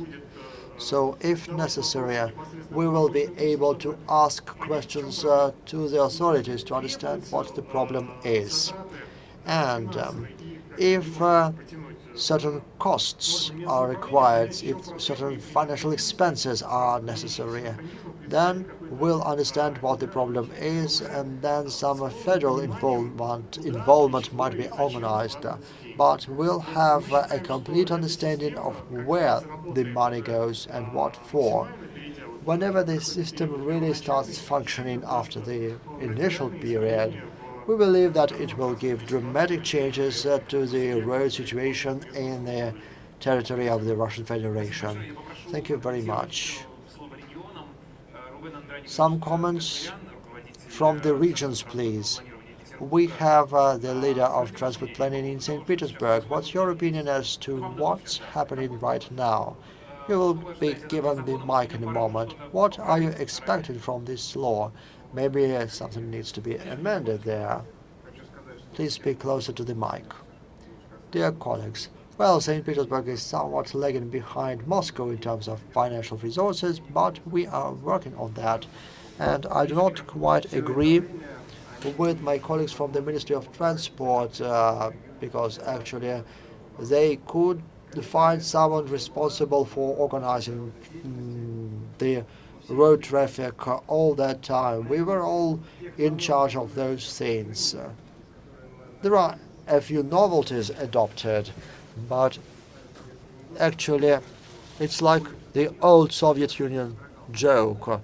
We are fighting for peace, but the whole world can't accept it.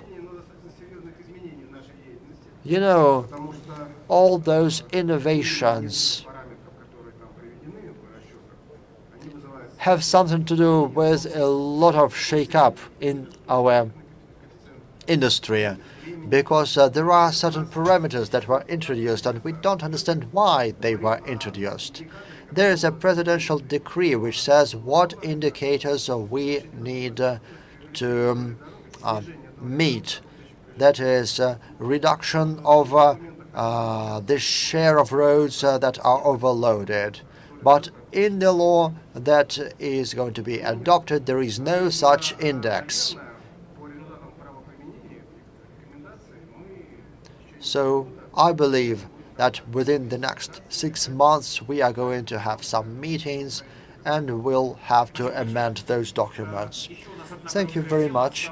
There is one other brief topic left, that is the documents necessary for organizing road traffic. It's important for all the municipalities. So let's take a quick vote. How do we organize those documents in your region? The first option, they are developed in all the municipalities. The second option, in most of the municipalities. And the third option, what is this KSOD? And KSOD is the Russian acronym for Comprehensive Scheme of Organizing Road Traffic. So these KSODs, number one, option one, KSODs are developed in all municipal education institutions. Number two, in most of the municipalities. Number three, they are developed but not a lot. And number four, what is KSOD? So number three, they are being developed but not a lot. I'm talking about these comprehensive schemes for organizing road traffic. We are not a typical region of Russia, because in Russia there's Moscow, there's St. Petersburg and Sevastopol. And there is something special here. Each municipal institution cannot really work on this comprehensive scheme of KSOD, because recently we asked the Ministry of Transport what to do with this, because those documents were developed a long time ago and they were just waiting for the answer of how to approve them. So we just took the simplest path. We decided that it's the government of a specific city that should adopt these documents. So those documents were developed and designed by all the municipalities. And those who did not know what this Russian acronym XOD means, will tell you that this acronym XOD means Comprehensive Scheme of Organizing Road Traffic. I believe that there are some differences between these answers, because almost everyone offered the right answer, and the truth actually was in the last option, in the last answer, because the point behind that law is as follows. You were just sitting idle before that. You didn't know what was happening on the roads, and right now you are obliged to get involved in this activity. There should be specialists who should be in charge of that, and we are going to monitor you. So it's a considerable breakthrough. And this is not a typical case, because I used to be in the Department of Transport. I was among those who prepared this law, so I was well prepared. And when I came to that region, I developed those XOD schemes. But there's another example. There is this Kacha village where one man prepared a concrete solution and laid a road bump on the road by himself. Actually, we did this repair on that street, the Aviatorная street. And children played there on that road. So when we fixed this road, cars started to speed by very quickly, and it became very dangerous for the children. Or there's another example. There is a group of locals who comes up to us and asks to repair a road or to overhaul the road. Actually, it's not a simple repair. And after they talk to me, they say, we don't actually need anything. We will fix it by ourselves. So what's the problem? If we really fix that road,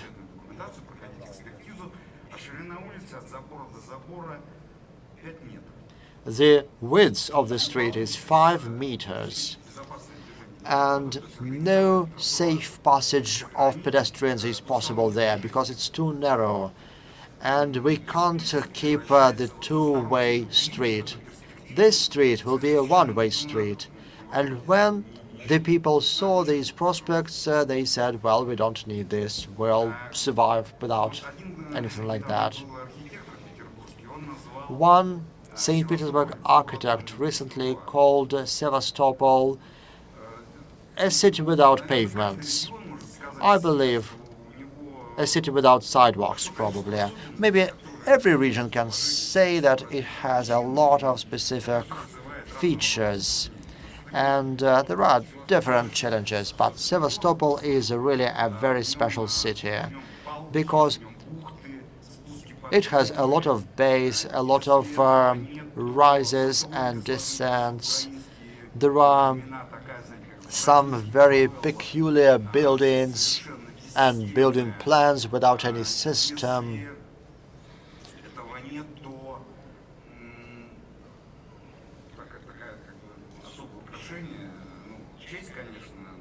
Of course, it's a great honor for the city because it is the headquarters of the Black Sea Fleet of Russia, with some secret networks and so on.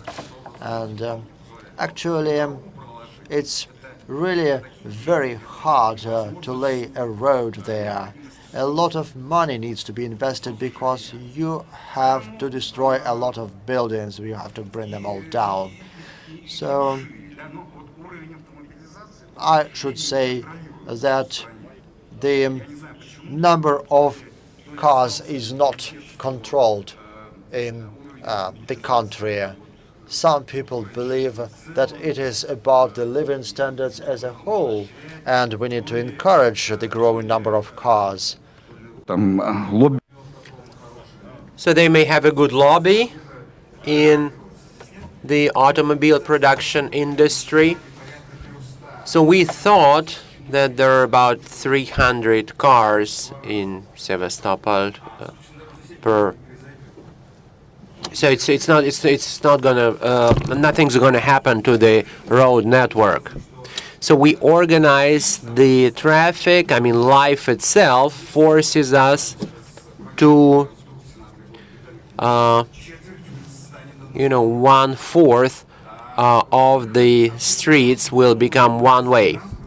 So who needs public transportation if there is no designated lane? No one needs it. So we are thinking about where we will introduce these restrictions. So what alternative do we have? The alternative is, pedestrian traffic, walking lanes. So I have a very good TV program, Miracle of Technical Miracle. So in the hit parade there, on the third or fourth position, the researchers of a certain university proved that the harm you do to your health if you move very little, then it does more harm to you than if you smoke or have some other harmful habits, unhealthy habits. So if we introduce these walking lanes, then we will force people to move more. Thank you for your attention. Thank you very much. Yeah, a very optimistic note at the end of our Congress. In conclusion, now I would like to ask you to take your remotes and take the last vote. Our next event will take place in spring of 2019 in Yalta. What subject is the most topical? So you can choose your subject. To increase the qualifications of experts for organizing traffic, road traffic, transportation planning, second, third, safety, road traffic safety, and fourth, it doesn't matter, I will come to Yalta anyway. I think I know what the winner will be, but let's enjoy this moment. No, transportation planning, transport planning. You see, Eugen, you are in demand. Thank you very much. Thank you very much. So see you at our new events. Thank you very much for your participation. So see you at our next events. Thank you.